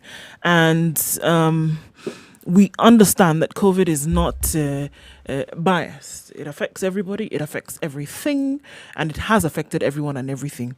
But the cries of people who are really suffering, unfortunately, are coming to the fore. They're being covered by very many other things, and that's why I think it's important to raise some of those issues and continuously talk about them, so that, if anything, we are aware of what it's not even the underbelly of what the stark reality is, that people have lost their jobs. And I think we understand, right? Whereas 1 month previously, 30 days before, you were able to cover at least most of your expenses, things that you needed to do and pay for, you were able to do that. 30 days later, then you're not able to, because an entire sector has shut down. You're not able to meet your needs as you would, because you've received a pay cut. Some of I think the lowest number that we've seen is 25%, 25, 30, some even 50% of what they were earning before. It means that they were not able to make up for what they were used to. One area that it's interesting for us to look at is that because certain sectors have shut down, that means that people have lost their livelihoods as they know it. And if we want to look at schools, for example, and it was easy for a lot of parents who may have lost their incomes to then say, all right, well, we're going to close schools, and until that has happened, until we get a government directive or until we see things going in a different direction, then is when schools will open, and we're fine keeping our children at home. Look on the other side. What happens to teachers? Schools employ people. Yes. Employ ground staff, employ administrative staff, employ security, employ teachers, employ construction workers, this, that, the other thing, who then depend on who then depend on certain activities for them to get their daily, right? Now, when schools close, that means they also shut down in terms of certain services. The drivers are not going anywhere. So can they justify their salary? Construction is not going to be happening because what for? Can they justify their salary? Teachers, except for now the online option, and even that, were they able to justify that? So you have then schools making this very difficult decision to let some staff go because they're not able to keep up. Because how are they able to sustain it when parents and children, the source of income has basically dried up? Exactly. You see, it's as simple as that. Even in government schools, like Bona Chairman here of a board of management will tell us the experience that they are having with his board. There was a story yesterday on the Standard talking about these teachers who are employed by the board, therefore they derive their salary from what the school fees that's paid by parents, and now they don't have a livelihood. What, like in your case, what have you done? What we did, we had this discussion with the head teacher, and I said, we have to let these teachers go. We have to tell them the date on which we will pay them their last salary, and then they will let them go. Because they were employed on the understanding that the services were needed and there was a gap in the teaching staff. Yes. Should schools resume, we will call you back. We will call you back because we'll have the means. Yes. There was no other way of looking at it. And there's no two-way about this. No, there was no two ways about it. And we are not just talking about the teachers, right? No. There's the other staff. Support staff. I mean, support staff, like, say, security. We have to keep security. Okay. Because, obviously. Yes. Ground staff. No. They're the ones that come to cook for the children. I mean, of no, course, you there's offer no lunch. Cooking. Oh, there's no attendance and things like this. It's not happening because they're not there. So these are people who've lost entire livelihoods. Yes. As in, not a pay cut, everything. It's gone. It's gone until further notice. And we don't even know when this further notice will be. Yep. Something that also came out of the woodwork the other day, as we were talking about this 2 weeks ago, is that some parents are actually saying, even with that opening of schools in September, whenever this thing will be, please don't expect us to pay school fees. We want the government to pay the school fees for because, at least 2 times. We don't have the money, number one. A lot of us have lost income and we're this taking a pay cut. Is a parent somewhere. Yes. This teacher who has not earned a living since schools closed is a parent. Is also going if to you be paying reopen fees. schools and you tell them pay school fees, they're asking where is it supposed to come have from? Not had I didn't have a income. job for the last 6 months. Yep. Or 4 months or 3 months or whatever it was. How then am I supposed to be able to do this? You know, these are the things that we are looking at. There was this relief scheme that has been talked about. And we keep asking, can somebody call in and tell us where they have seen it working? What? this relief scheme for people who are poor, okay? Wouldn't it be a fantastic sector to apply some of these funds? Do you think, no, Eric? You see, Eric, why I'm mentioning this? We are making PPEs, Buana. They are important. They are important. About the fund. Yeah. Yes, I'm simply no. I'm talking about. This is a government responsibility. Yeah. These citizens are your responsibility. Okay. They are all going through a very hard time. Forget the Harambee for a second and tell us what the government has planned and what has put aside to help relieve people. Because in terms of just looking at those who are already poor or those who are elderly, what about those who are now leaving jobs because there's no more work for them to do? They also require relief. Some sectors, the government has, just done a bit here and there. Some sectors are getting some basic support, others are not. When I spoke with Mohammed Hersi, the chairman of the Kenya Tourism Federation the other day, he told us about the workers who are working in the conservancies. And he said, actually, the government has said, we are releasing some money so that you can maintain the salaries of 5,500 or so rangers who work in the conservancies. And how much money was that? I don't know. I don't remember. It was kidogo. Was it 2 billion? It was 2 billion. And the question was... And this was to everybody, so everything in the hotel sector and the tourism sector. So there's pockets of here and there. Thank you for the 2 billion. There's money that was given to the hotel industry specifically to address the issue of redundancies, paying your staff. After this whole hula baloo came out of the Norfolk, one of the oldest hotels in the country, saying we've closed our doors, everybody go home, right? And the reaction was from the government saying, wait. After also the Serena said the same thing, we are sending our staff on unpaid leave. So the government said, let's give you some money so that you can pay staff. Here, tokenism, here, there. We have not heard about any money that has gone to the education sector saying, this is the money that we had earmarked. For teachers. Fact, this is the money that we had earmarked for capitation for the second term of the year. Now that we are not taking that money for capitation, can we give the money to the BOM to if anything, what we actually did here from PS Bello Kipsang very clearly return the money that we had initially budgeted to you, return that to the ministry, return it to Treasury so that we know that we have that money back. If anything, that's what we heard. And I do agree. I think it's nice to have such lofty ideas. It's nice to say things and about, we've tried to support this sector, this, that, the other thing.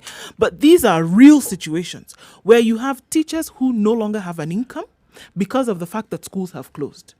Yes, we heard from Hersi when he said, yes, we received this amount. It's a good start. Though it's not enough, thank you for that. And I keep saying it, the first sector after the judiciary that closed was education. Students were sent home within the next week. Within a week of COVID having been realized in Kenya, students were sent home. Primary, secondary, tertiary, university, home. Right? It should have been clear from that point that there was going to be a significant number of people who were going to be out of a job by virtue of the fact that you closed schools for at least a month. That means, okay, maybe they would have been able to take the shocks for about a month or so. But then we saw that time was increasing, and then it increased, and then it increased yet again. It should have been clearly obvious that somebody was going to be out of sustenance. So this scheme, as Ziti calls it, that was earmarked to basically save people, should have pointed in their direction as well. You can't tell me that a certain percentage of the population is crying and that they're hungry, they don't have. And you have these millions, billions sitting somewhere and they're saying they're still mapping and waiting to see how they're going to share it. You have to understand, people share the money. When City is calling it a scheme, it's basically very apt. People are scheming on what to do with this money. How to use the money. And here's, 1 + 1 in most cases does not equal 2, unfortunately. And in this case, it equals 3.7 billion. It depends on whether they're one and the one are the same size. And what binary systems you're using. Yes. It's one vote, one goat and one cow. They cannot be two goats. The question that keeps going through my mind is this. There needs to be a balance here. When we had our budget for the year 2020 to 2021, there's a lot of budget. There's always a budget for development and certain things within development.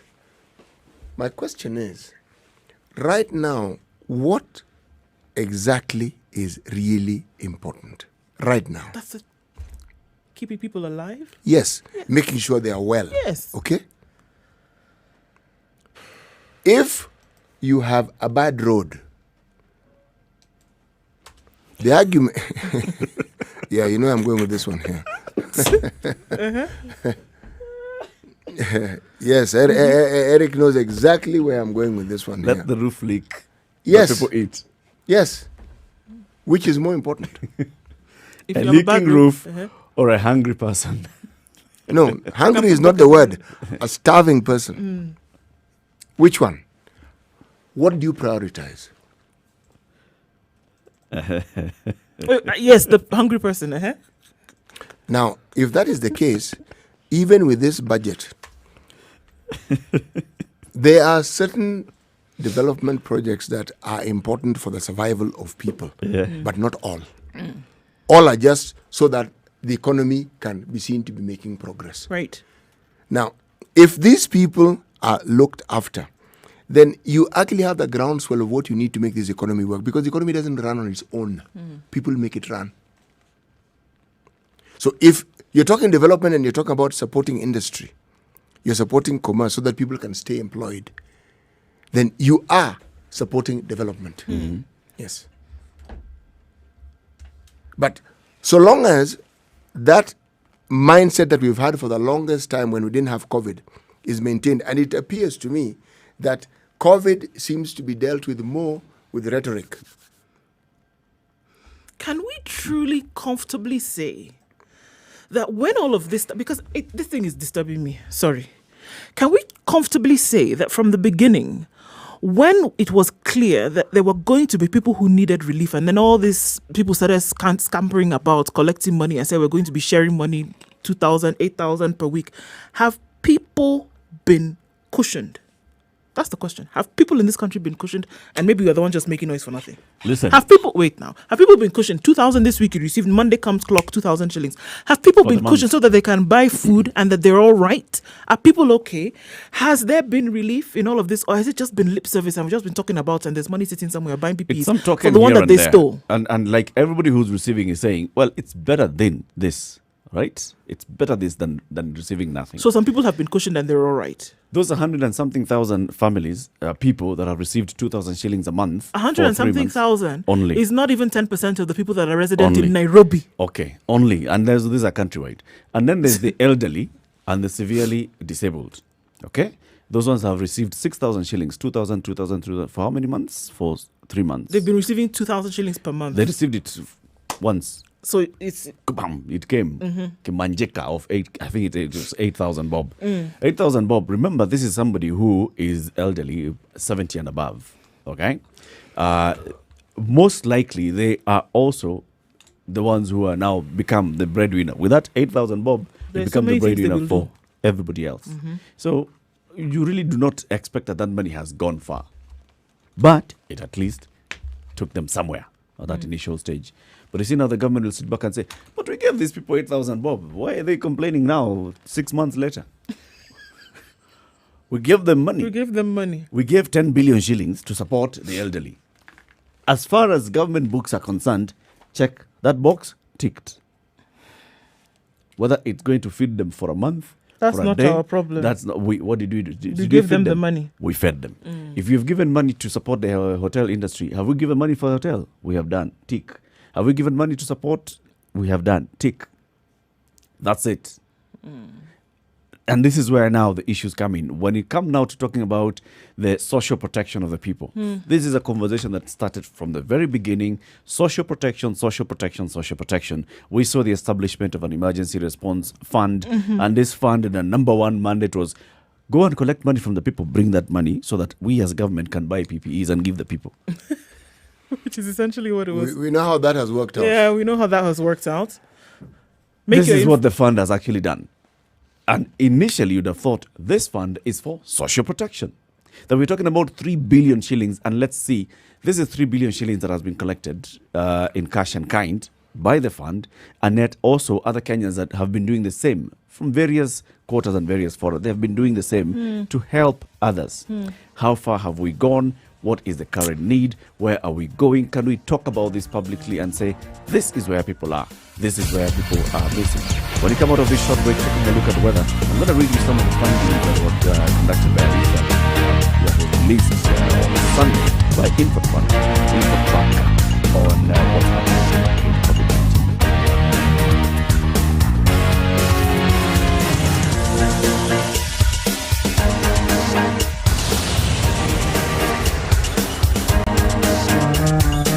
Still warming up a little bit in Nairobi at 17 degrees.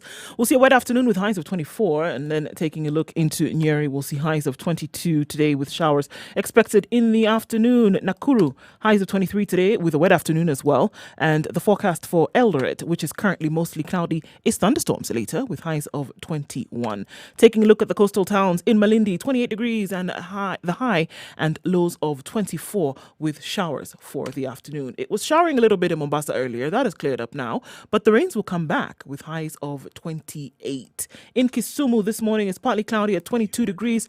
It'll be a wet afternoon with highs of 26. Kakamega will follow in fine fashion with thunderstorms in the afternoon and highs of 24. All right, out of Kenya now and into Kampala, 21 degrees, highs of 26 today and partly cloudy conditions. Dar es Salaam is mostly cloudy this morning at 26. Cloudy conditions will ensue the whole day with highs of 28 and lows of 23. We'll take a quick peek into Johannesburg, where it's warming up as well, 6 degrees and sunny conditions, highs of 17 and coming down to chilly lows of 3. Taking a look in Lagos, where it is still foggy this morning at 24 degrees. It'll open up into thunderstorms later with highs of 29 and lows of 23. Taking a quick look then finally into Europe, and in Paris at 18 degrees, it's a sunny day, very warm for Paris, highs of 29 and lows of 18. And in London today, it's clear skies at 16 degrees with highs of 28 and lows of 16. And we wrap things up in New York for today, where clear skies will bring in conditions of highs of 30 and lows of 23.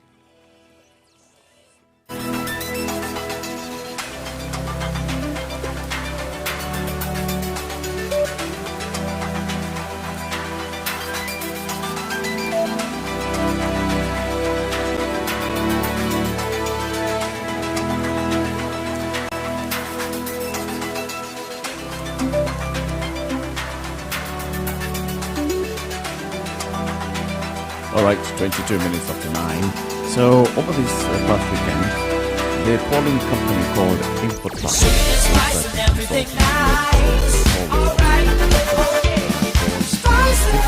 Spice up your life. June 2020. Mature, intelligent talk every morning. Spice up yourself. As the coronavirus pandemic becomes more of a personal financial issue than just a personal health. Some of the findings. Mornings done right.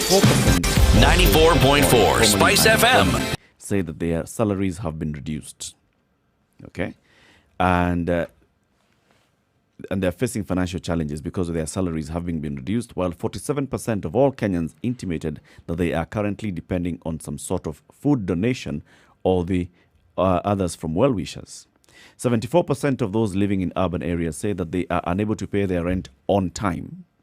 72% of urban dwellers say they are unable to pay their rent in full. 60% nationwide say they are unable to pay their rent in full, and countrywide 63% say they are unable to pay their rent on time. 68% of those polled said they are unable to buy adequate gas, kerosene or charcoal. 87% say that the cost of food has gone up. 79% say that they can no longer remit money to dependents back home.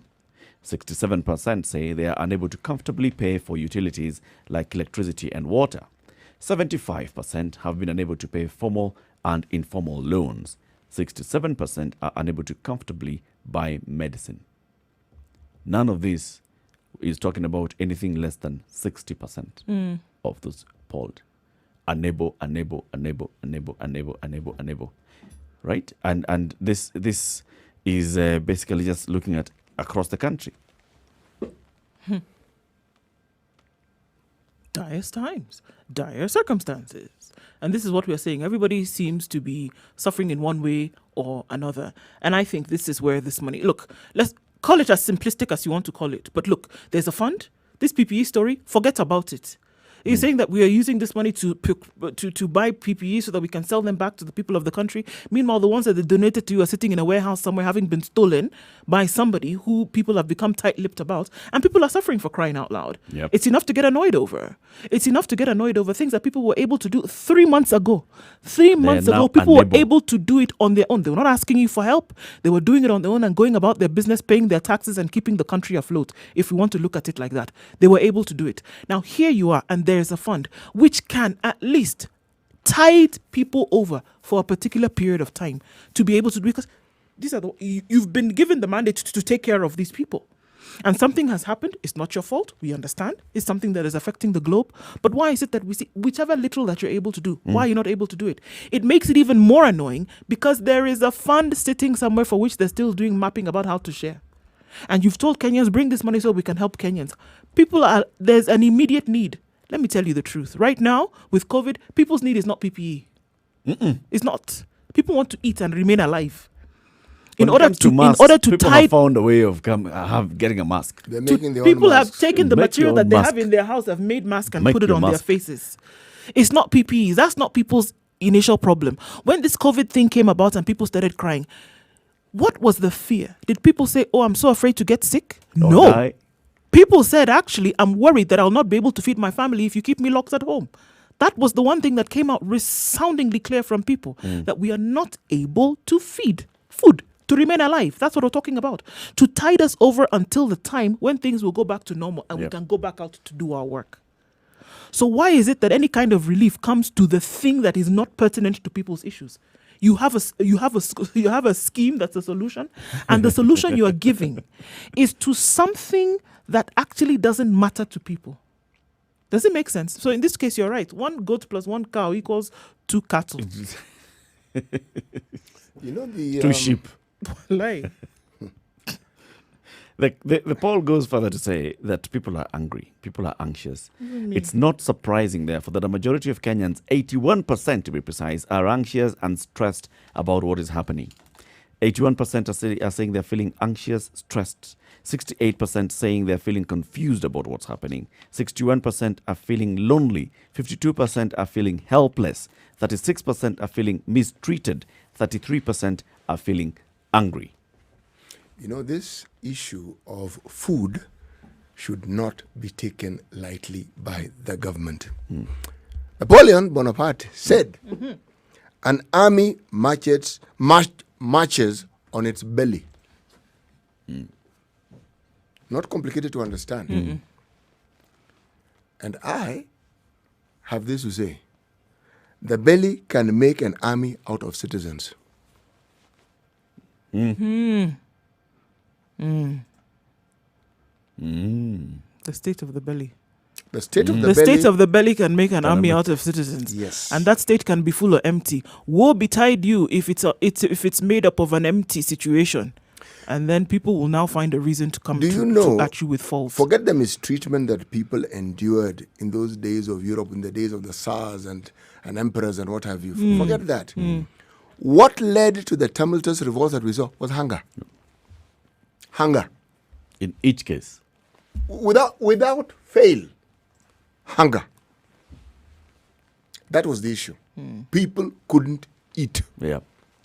And especially when we are still seeing that the rulers were living with their largesse. You guys have not been affected at all. No, zero, While zero, us zero, zero. here are actually suffering. What do you think led to the Great Chinese Revolution? Hunger. Hunger, hunger, hunger, hunger. It became too much for a prolonged period of time that people were complaining about this one thing, and the country was about to implode until somebody said, you know what? We have to do something that's going to solve this problem, this particular problem. And it just happened to be that solving that problem then allowed them to solve so many other issues that came along until what we're able to see it as today. You don't want to joke about something like that. You don't want people to get upset, as simplistically as we can put it, you don't want people to get upset over this matter, because it is going to then fuel the decisions that they are going to make in the future. Forget about all this other nonsense people are talking about here, politics, who chose who didn't say what. Your people are hungry. And then you're going to come to them tomorrow and tell them to make a decision for you. And where you had an opportunity to help them out, you didn't. What do you think is going to happen? I read something the other day. This is diversion. Oh, if you ask me, absolutely. There was building, actually, if you just look at it, there was building pressure on the government. Immediately, the government told us, all right, COVID is here, we need to put in measures. Stay, work from home as much as possible, close these sectors, close this industry, close hotels, close restaurants, close bars, close airports, don't fly, don't move, stop buses. Immediate impact is loss of jobs, loss of livelihoods. And then they started having now a groundswell of, you guys, you need to feed us, you need to feed us, you need to feed us. There was a growing noise. So what happens? You just let the people go wherever they're going, but then also let's distract them. This whole politics now comes in and it occupies center stage on everything. There's a purge. So people are forgetting that they were supposed to have fed others. Yeah. But the same still continues to happen. The people who were hungry 2 months ago are still hungry today. No, they're getting actually no. Even Eric, hungrier, they're getting hungrier. hungrier. They're hungrier. Hungrier. The people who are not as hungry 2 months ago are hungry today. And that number is increasing. And this is why you're seeing 81% of the population saying they are feeling anxious and frustrated. This is not a small number. And even when, I realized, that when you want to, just as an example of talking about the opening of schools, for example, you realize that when people say don't open schools, it's not only because they are afraid of this disease spreading to their children, but it's also they're afraid that they're not going to be able to meet the financial responsibility of paying school fees come September. Actually, leave fees alone. The moment children start going to school, the only expense you have to confront is not just fees. No. There are other things that always come with children going to school. People don't have the money to do it. People don't have the money to simply hold their limbs together. This money that you're asking for, you're not talking about something extra. No, it's Where basic. on God's good earth do you think it's going to and you don't have a come job. from? You don't have a job. You don't have a livelihood. Even though, okay, if you want to look at the service industry that hires quite a number of people, right? Because we talk about the fact that on the informal sector is the bane upon which the economy rests. Okay? The informal sector, for the most part, has been crippled because of this. We saw it coming, right? Yep. And it has landed right at the doorstep. The service industry, where a lot of people, whether you want to look at whether you want to look at hotels, restaurants, schools, again, across board. That's where it has been affected. Parents, students, people who are looking to be able to pay rent, these utilities that you talked about, water, electricity, are not able to pay. So you can imagine that feeling, 81%, feeling frustration, feeling anxious. And they're saying, okay, if they're going to open schools in September, woe unto me, because then what am I going to do? Okay. Let's look at, say, government efforts. Let's forget this business of what the government is doling out in terms of relief. And let's look at other relief measures that the government could actually consider. All right, let's do that after the break. Yes. It's 9:30. This is a situation room. It's Kenya's biggest conversation. Taking a look at the situation on the roads this morning at this hour.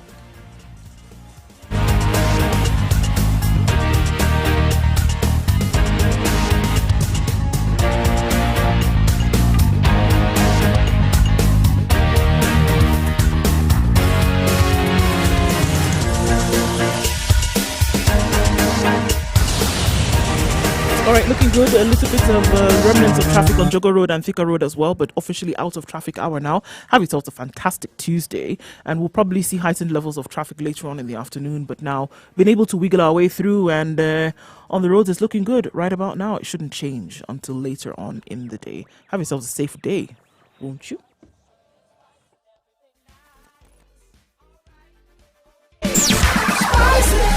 Spice up your life.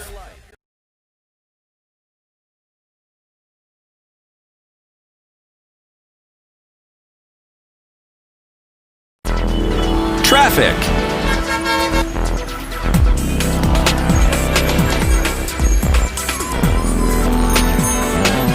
Okay, so City. These things that the government can do. Subsidize food. Our government. Subsidize food. Not concept of government. Not in your mind. No. I'm talking about Kenya government. Kenya government. Led by the Jubilee Party. Right. Subsidize food. Explain. You see, part of the reason why things cost what they cost in this country is because of the taxes. There's some form of tax. It's going to be VAT. It's going to be some form of tax will find its way into the cost of that particular item that you want to buy. It will find its way into that item at where it's produced. Okay. Now, if the government decided that one of the things that it is going to do, that to make things affordable, see, that's what you're dealing with. Given that people now no longer have the same incomes that they had, the question is, what steps then can we take to ensure that people can actually feed themselves? Forget doling out money. They need to get food. How can we subsidize this food so that it becomes affordable? Yes. Let it be produced. It means they're going to have to be paying the manufacturers that particular balance. Is that not so? Okay, but then let's look at it, what has the government has done. By hiving off 2% of VAT, all right, some of the processed foods means that you have hiving off 2%. 2% of VAT. 2%. Yes, that's subsidy. No. That is a subsidy. That is an attempt at subsidy. An indirect one. Another one, also, we're talking about transport cost. By taking away that 2%, fuel cost should become cheaper. Right? Which means that the cost of transporting the food from farm to market is lower, which should also now therefore translate to cheaper food. If you look at it from that global argument, wouldn't you say that the government has actually, this is part of the intention of the government was saying, all right, so if we do this. So has it happened? The way to hell, Eric, is paved with good intentions. So has it happened? Has what happened? You can, has you food can gotten call, cheaper? No, you can it's call not. good intention, but man, no go chop intention. Food is getting more expensive, of Yeah, course. there you go. You won't eat intention. Eric, 2%. 2%. You know, I asked you this question twice because I need to hear it correctly. 2%. Yep, or VAT. What does it amount to? Let's say a packet of ugali costs. I tried having this conversation with some tax people, and they basically, so to speak, insulted me. They're like, your thinking is too shallow. I was like, all right, I don't get it. Actually, that shallow thinking is useful. I was asking them, so does it mean that unga that was costing 100 bob would now cost 98 bob? Whole mix up of things. Okay, so how are we supposed to look at it? It may not How come do you out want us to look at it now? Because it and should, if it's cost it should 98 translate bob, to something. Eric, tell me, 98 bob and 100. What have you actually done? You've taken 2 bob. You can't even buy a sweet with the 2 shillings. You can't board a matatu with the 2 shillings. What on earth are you supposed to do with these 2 shillings? A bale of unga is costing much cheaper. No. So what you're telling people who, And also remember, what you're telling people also who remember- would survive on 100 shillings is essentially telling them to go and buy in bulk, because that's where they would be able to make a saving. That's what you're telling people. Because if you're saying on the macro level, things then have become cheaper. People were not buying macro. People were still buying mini. People were surviving in a micro economy. And you have organizations, you have businesses who are making a killing on supplying the microeconomy, mini sachets of this, that, the other thing, because they realized that was the affordability of a certain cluster of people. You see, so now you're saying what I was doing basically, I was contributing to what City was saying here. Now you're in saying that terms people of should go and food buy in subsidy. bulk. And I asked you, City, Come and go. give me food subsidy. How? If you're saying that you want the government to go and give a miller X amount of money and tell them, this unga that you're selling, going to the market and selling at 50 bob, I'm giving you 25 shillings. Go and sell it at 25 bob. You know something, Eric? Why the government has already said, I am giving you a relief here in your cost of input. I understand. So that now that can be translated to the people. I understand. But what you're saying is it has not been translated. I understand, Eric. It amounts to the same thing, really, because if I give you relief of VAT, it's like giving you that money. That money. Yes. But I'm saying, why I mentioned this, how much money, because I'm making it practical, how much money then must you give this miller for maize to be affordable? If I earn in my Mjengo job, because Mjengo is still going on, or in my per day job, I earn 200 shillings a day. What can the government do so that the 200 shillings can actually feed me, my family and I? Not for a day. It must be 2 days, because I may not get a job the following day. Yeah. So 2 days. So this 2%, I think they should just take back the 2% and keep it.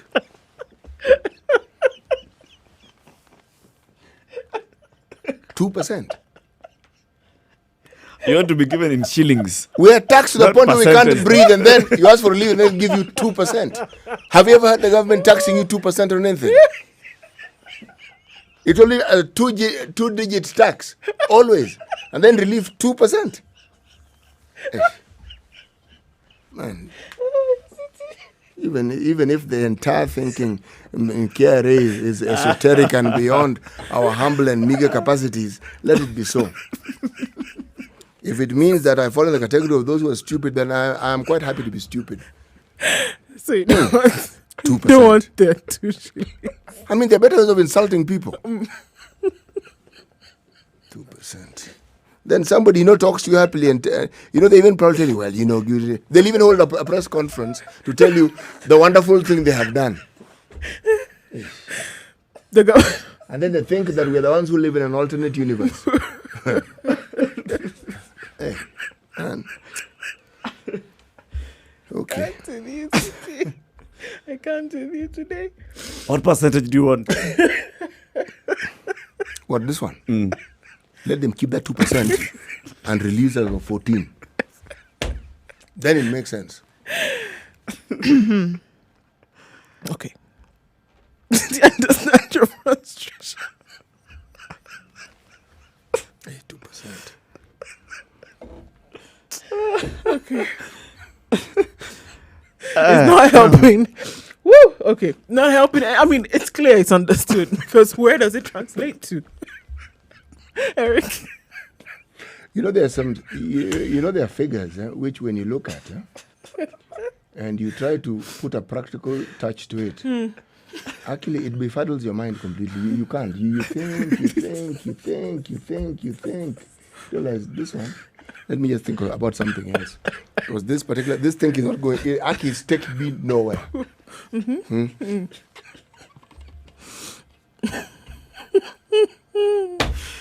Okay.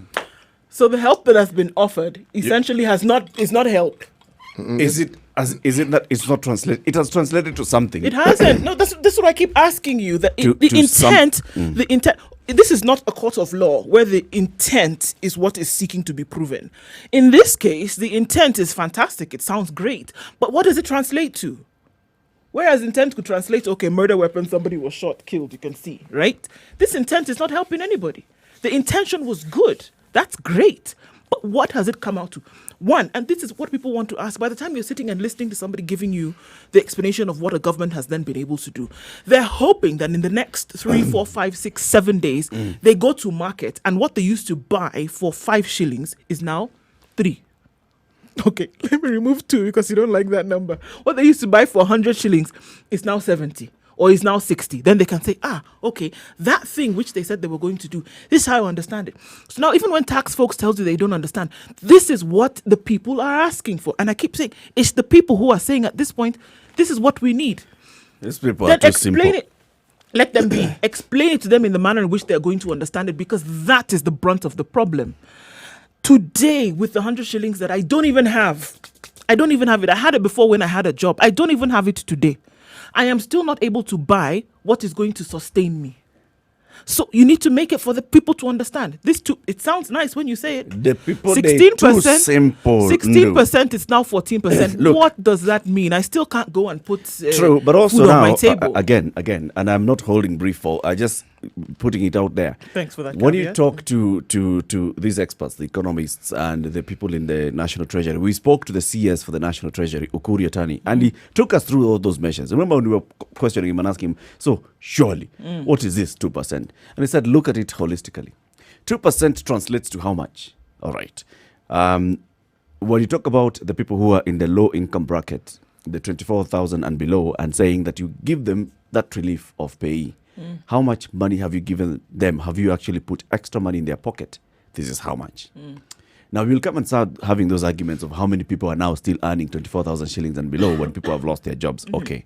Then now let's flip this side and go to the parliament, where the National Assembly was actually arguing and saying, instead of doing this relief and saying, okay, reduce the VAT from 16 to 14%, maybe what the government should have done is said, let's collect that VAT, let's have that money, and then put this money into a collective kitty that then goes to distribute to the people. Collective kitty, sorry. No. sorry, Eric. Yeah? Collective kitty, we have seen collective kitty. So if collective kitty does is not work, helping anybody. it's Collective better to make kitty sure doesn't that- work. It's better then to make sure that you don't collect that money. Let the people keep the money. The biggest collective kitty that we have here, my friend, is actually called the KRA. Yeah. Because It's they the don't collect exchequer. the money. Yes, the exchequer, they have all the money. So if you want the sort of change that we're talking about, forget this piecemeal approach to things. Let the action come from where it actually counts. So you want the money to be collected and then it comes back. Because what the government was saying is, instead of me collecting and then finding ways of bringing the money back to you, You just keep it. Keep that money. Instead of me collecting payee from you, keep it. Instead of me collecting income tax from you, keep it. Instead of me collecting the full 16% of VAT as value addition tax, keep 2%. And you, as somebody who's actually doing value addition, especially in these very direct ones, in food processing, in transport, in the rest, you shall then transfer that to your end consumer. And this end consumer, because now you have less of 2% to bill, this consumer has more of 2,000 shillings from the payee that they did not pay. We are basically balancing it out and saying the consumer ends up benefiting more and more and more. Now, on paper, again, see, that It sounds sounds good. fantastic. It sounds great. But this, again, I'm going to ask you. Where is have the we impact? seen it? Have we seen it? It sounds great, but have we seen it? And that's the problem. The measure of success is that people can actually say, this thing has actually worked and I can get a little bit more for my shilling. If anything, it's just as expensive, if not more than it was before. You know, giving people money directly seems to be a problem. No? That's why I've made my suggestion. Okay, don't give us money. Make that food affordable for us. So that even the one that we have, we can go and buy With it the money now we and have, we'll we buy can it for afford a cheaper price. If you look at it, it amounts to the same thing. Because government giving you, what it usually amounts to is an entire encyclopedia of stories. It will sound very good, and if you take in the good from the sound, okay, call it your take-home message. That is possibly what you'll get. Waiting for anything else. You just take home the message. That's a pipe dream. You see? So when you say intentions, Headache inducing. Okay, so awe-inspiring. if we then look at it, so let's say you're going to that, again, let's use that simple example of the miller. You want the miller to go to the market with cheaper flour. Yes. Right? You as government, so you're looking at what's the cost of production for you, the miller. Among the things that increase your cost of production includes this, the input tax. So let's reduce the input tax. So what else do you want them to do? Because you can't say, I'm going to give you the maize. I don't have the maize. Me as government, I don't have the maize. The government doesn't have to have the maize. You are the one who has the trucks that goes to collect the maize. All these things that we're talking about, Nikupatie mafuta the government makes money off all these things. True. And it is foregoing that. Yes, that's it. Forgo something substantial that then translates directly into it costing less, So significantly less. Higher tax relief, higher tax cuts. Meaning, for instance, let it go by 50% at a minimum so that the paltry sums that people earn can at least be able to buy them something. Okay. Tide them over for a period of time that you're anticipating Because this problem is going to stick because around. this giving money directly, this one, I don't like it. It's tricky. It's not nice. No, So if we look at VAT as the cost as one of the taxes that cuts across everywhere, it's a consumption tax, right? So we say reduce it from 16% to say 8%. 50%. That sounds good. That's still like that one. No, not 8. That's still not good. 6. One thing I'd say though is the cost of petroleum. Because the government is collecting so much tax on petrol, in fact, let's reduce the amount of tax it's collecting on petrol. You know the joy of some of these tax things and the complexity that those who deal with it would like us to understand are beyond our thinking is If you contemplate that there's a certain amount of money that every time you buy fuel, you're told it goes towards road, blah, blah, blah, blah, blah. Come to the budget. Is there anywhere where they show us the percentage of this money that comes from fuel and what part it plays in road building and in the budget? And how? Do they show road us? maintenance, for example. Do they? No, do they show us? No, they don't. Let give one example. Road maintenance. That fuel that you... Okay, road maintenance levy. The levy that you use. Yeah, it does a lot of roads. 2020 recorded. The road levy does 2019. No, you even see signs. X This kilometers road has of been roads. Yes, has maintained been by your fuel by levy. fuel levy. X kilometers of roads done by back fuel to our levy. budget. Budget. There's always something about roads in our budget. Can we take a pause and first hear from these two gentlemen who are calling from the Coast Province? Justus in Kilifi, good morning. Hi, Eric and Tim. I really appreciate what you're doing this morning. If you could see me, I'm jumping up and down. You are having one of the most critical conversations this country needs to have. And I have two requests to you as a team. Yep. Please, could you have this conversation again and again and again in the course of this week? That's the first request. Okay. And give it more time, right? Because into city, what you guys are talking real things and in a language that is actually touching people. And then the second bit I wanted to request, as you look at the national level, please follow up on the Kwale thing. You began with the Kwale story about the divergence of opinion between the MCS and the governor. Yep. I'm an adopted resident of Kwale, and I know what that governor has been doing from a social protection perspective. I wish you could also take to task these devolved units on what they are doing in the spirit of that 2%. For instance, Mama Mboga wa kitoka Kongowea does not meet VAT anywhere. What he does is the local askari with his receipt of 20%. Yep. And that is the person, that's the point of food, of purchasing food from the Mjengo. Yep. Chokwa supermarket. So what are these counties doing in terms of cascading those fees they have been charging those mamambogas so that they can also reduce the cost of actually giving food, real food to the actual people. So we need to take this conversation further. Right. And then let's take them to task and find out so that we don't talk about serikali Jakarta tax when in the actual sense, where the rubber is meeting the road, they are the ones who actually taking out more from the food table for these actual people are spending money. And then lastly, where I could, if we had more time, we could discuss one of the problems we have with our orientation towards policy is that we pretend to be focused so much on making the market business friendly, but not people friendly. So we don't pay much attention to what essentially is supposed to be our social policy. Even those interventions we talk about, we look at how do we make the market more competitive. But we don't look at how the basic Kenyan is going to survive so that he becomes a participant in that market. And that is supposed to be, that exposes our weak social policy. Good I know, yes, I know City can take this further, but he hears what we are saying. But please, don't forget, let's have this conversation again tomorrow and the day after. Let's call up these governors and find out what they're actually doing to translate that 2%. We hear you, brother. Have a good day. Anthony in Mombasa. Morning, how are you again? Very well. Mzuri sana. Sasa, one big problem we have is having leaders who doesn't know what the common mwananchi feel. We have leaders who don't even know the price of the bread. Wako viongozi hawajui. How will they know how the common mwananchi is feeling? We have leaders wanapata chakula. It is in Kenya, we've heard of stories, relief food in expire, inatupwa.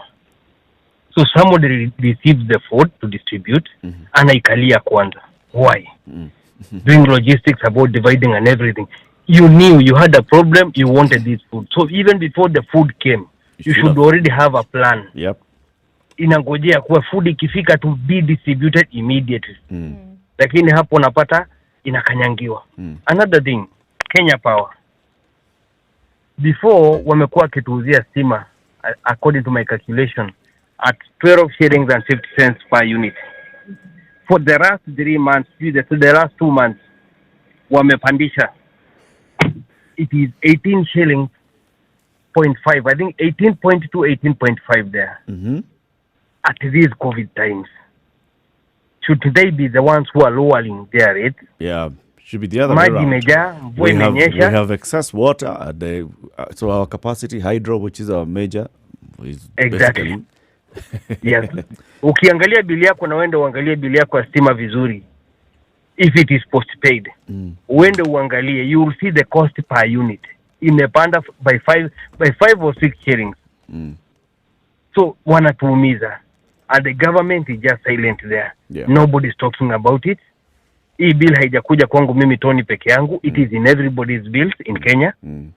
Siwezi kuwa ni mimi nimefanyia rate peke yangu. What is happening? These people, cost they of don't living feel going us. up. Yeah, because they don't feel us. They don't know how it feels to sleep hungry. Thank you, Tony. Exactly. Thank you. Have a good one. Yeah, basically, and I like the those two conversations because we are talking about the very basics. So even if, okay, you see, VAT applies to processed food. Nyanya, sukuma wiki, carrots, kabeji, those ones are not vatable because there's no value addition. However, to operate in that market, that mamboga is paying the council fees. Right. So cost is still going up. The lorry to access to come into the market to deliver the goods is paying fees. Yes. So that lorry comes in, entering. A lorry has already paid cess, crossing And counties. they will pass on that cost of theirs to the Mamamboga. And then they get to Marikiti. They pay to access Marikiti. And then Mamamboga takes already at higher cost. For take her care to of all operate, of those costs. For her to operate, Mamamboga to operate, the wholesaler who's operating on Marikiti pays. Then the small Mamamboga who takes from here, puts it on a mkokoteni, takes it to South B market. At South B, she's paying. So the cost is still going up. Actually, what are the county governments doing? Government is government. What is the government doing? It doesn't translate. To be honest, it doesn't translate. So, I mean, truth be told, you'd rather keep it because it doesn't make a difference. It really doesn't make a difference. For somebody to see that actually something is being done during a time when it's needed the most, it's going to have to be radical to a point for you to see actually, yes, in the time where things were really difficult, the kind of assistance or the kind of relief that we got was so significant that we felt it. That with the little that I had, I was still able to make ends meet. Maybe not to the points that I wanted to be able to do it, but at least I was able to do something. I didn't have to necessarily go without, but I was still able to make it at some point. That's the kind of shift that you want. That's what you want to be able to do. You can say all you want and have the lofty aspirations, but if it doesn't translate into the hands of people or on the table or whatever it may be where their home and sustenance is concerned, then it's almost as if you've done nothing. You know, it is strange. These cartels we keep speaking of, you know, they don't visit us from time to time from another country. You know, They live here. right here. They're right here. And the people involved in them are right here. Okay, we've seen a case of that nature in the papers today. But if the staple food maize is controlled by cartels, yep, and the government is sitting watching, almost denying the existence of such petroleum around the world is almost being zero rated, and us, we have to pay what we pay. Someone tell you, but you know that when we bought this stock, man, we bought it at this price. Okay, over what period do we buy this thing? At some point, surely that stock, that old stock will yes. We'll finish. Government, guys, government. And then, you know how much money government is taking out of every liter of petrol? Me, it's not government that I actually think of. It's not just the government. There is nothing in this country that doesn't have a cartel. Nothing. Nothing. There's a benefit. Somebody benefiting somewhere. There's yes. There's nothing. You're talking about what about electricity? What is so absolutely complicated about liberalizing that particular sector? The price will just drop. Somebody doesn't want to. We already produce more electricity than we need. We already produce that. It's in surplus, yes. Yes. But we have some contracts that we still have to do what? Okay. Yes. If the government really wanted to ensure that this COVID is being fought, they would. If the government really wanted to make sure that people get fed, they would. If the government wanted to ensure that people who are disadvantaged have all the help they want, they would. By and large, people are still focused on how they can enrich themselves and how they can make money. That is the focus. A lot of what the government and those in charge say in order to give us the impression that they're looking after our interests is just that. It's words. It's words. It's maneno too. It's words. It's words. It's words. It's words. It's basically just people who have positioned themselves and they've seen this government is a very good vehicle for making money. Collect as much as possible. It's the best vehicle for making aggregating. Money. Collect as much as possible from everybody, put it in one pot, and then I just come and collect it from this one pot. Why do I need to go and rob 47 million people? Too much work. There's no institution in this country that has force more money 47 million people to collect on your behalf and bring it here, and then you just go and pick it from there. You know how they say you should be careful what you say because at some point you could eat your words? In this case, you would hope that people had even the words to eat. At least. At least, because clearly the opposite is not happening. City, as we come to the end of the show, what is today's proverb? A bird that flies off the earth and lands on an anthill is still on the ground. This is a reminder to people who have lofty positions and elevated titles that these things matter only on this planet. And it doesn't matter how lofty or how high you think it is. At the end of the day, we inhabit the same earth. Yes. We're all equal. We're all on the ground, man. All of us are here. All of us on the are same right here. Right. Thank you very much for tuning in to The Situation Room. Join us again tomorrow, 6 a.m. to 10 a.m. Nduo call City Muga, Eric Latif. It's now 10 o'clock.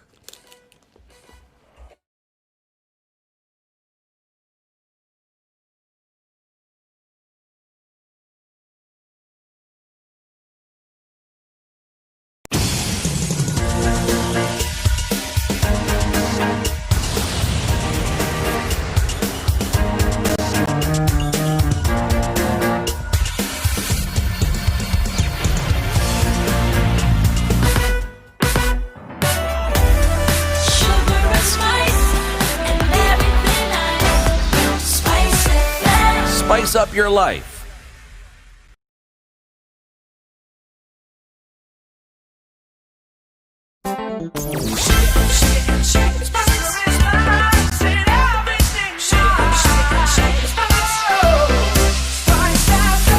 Spice up your life.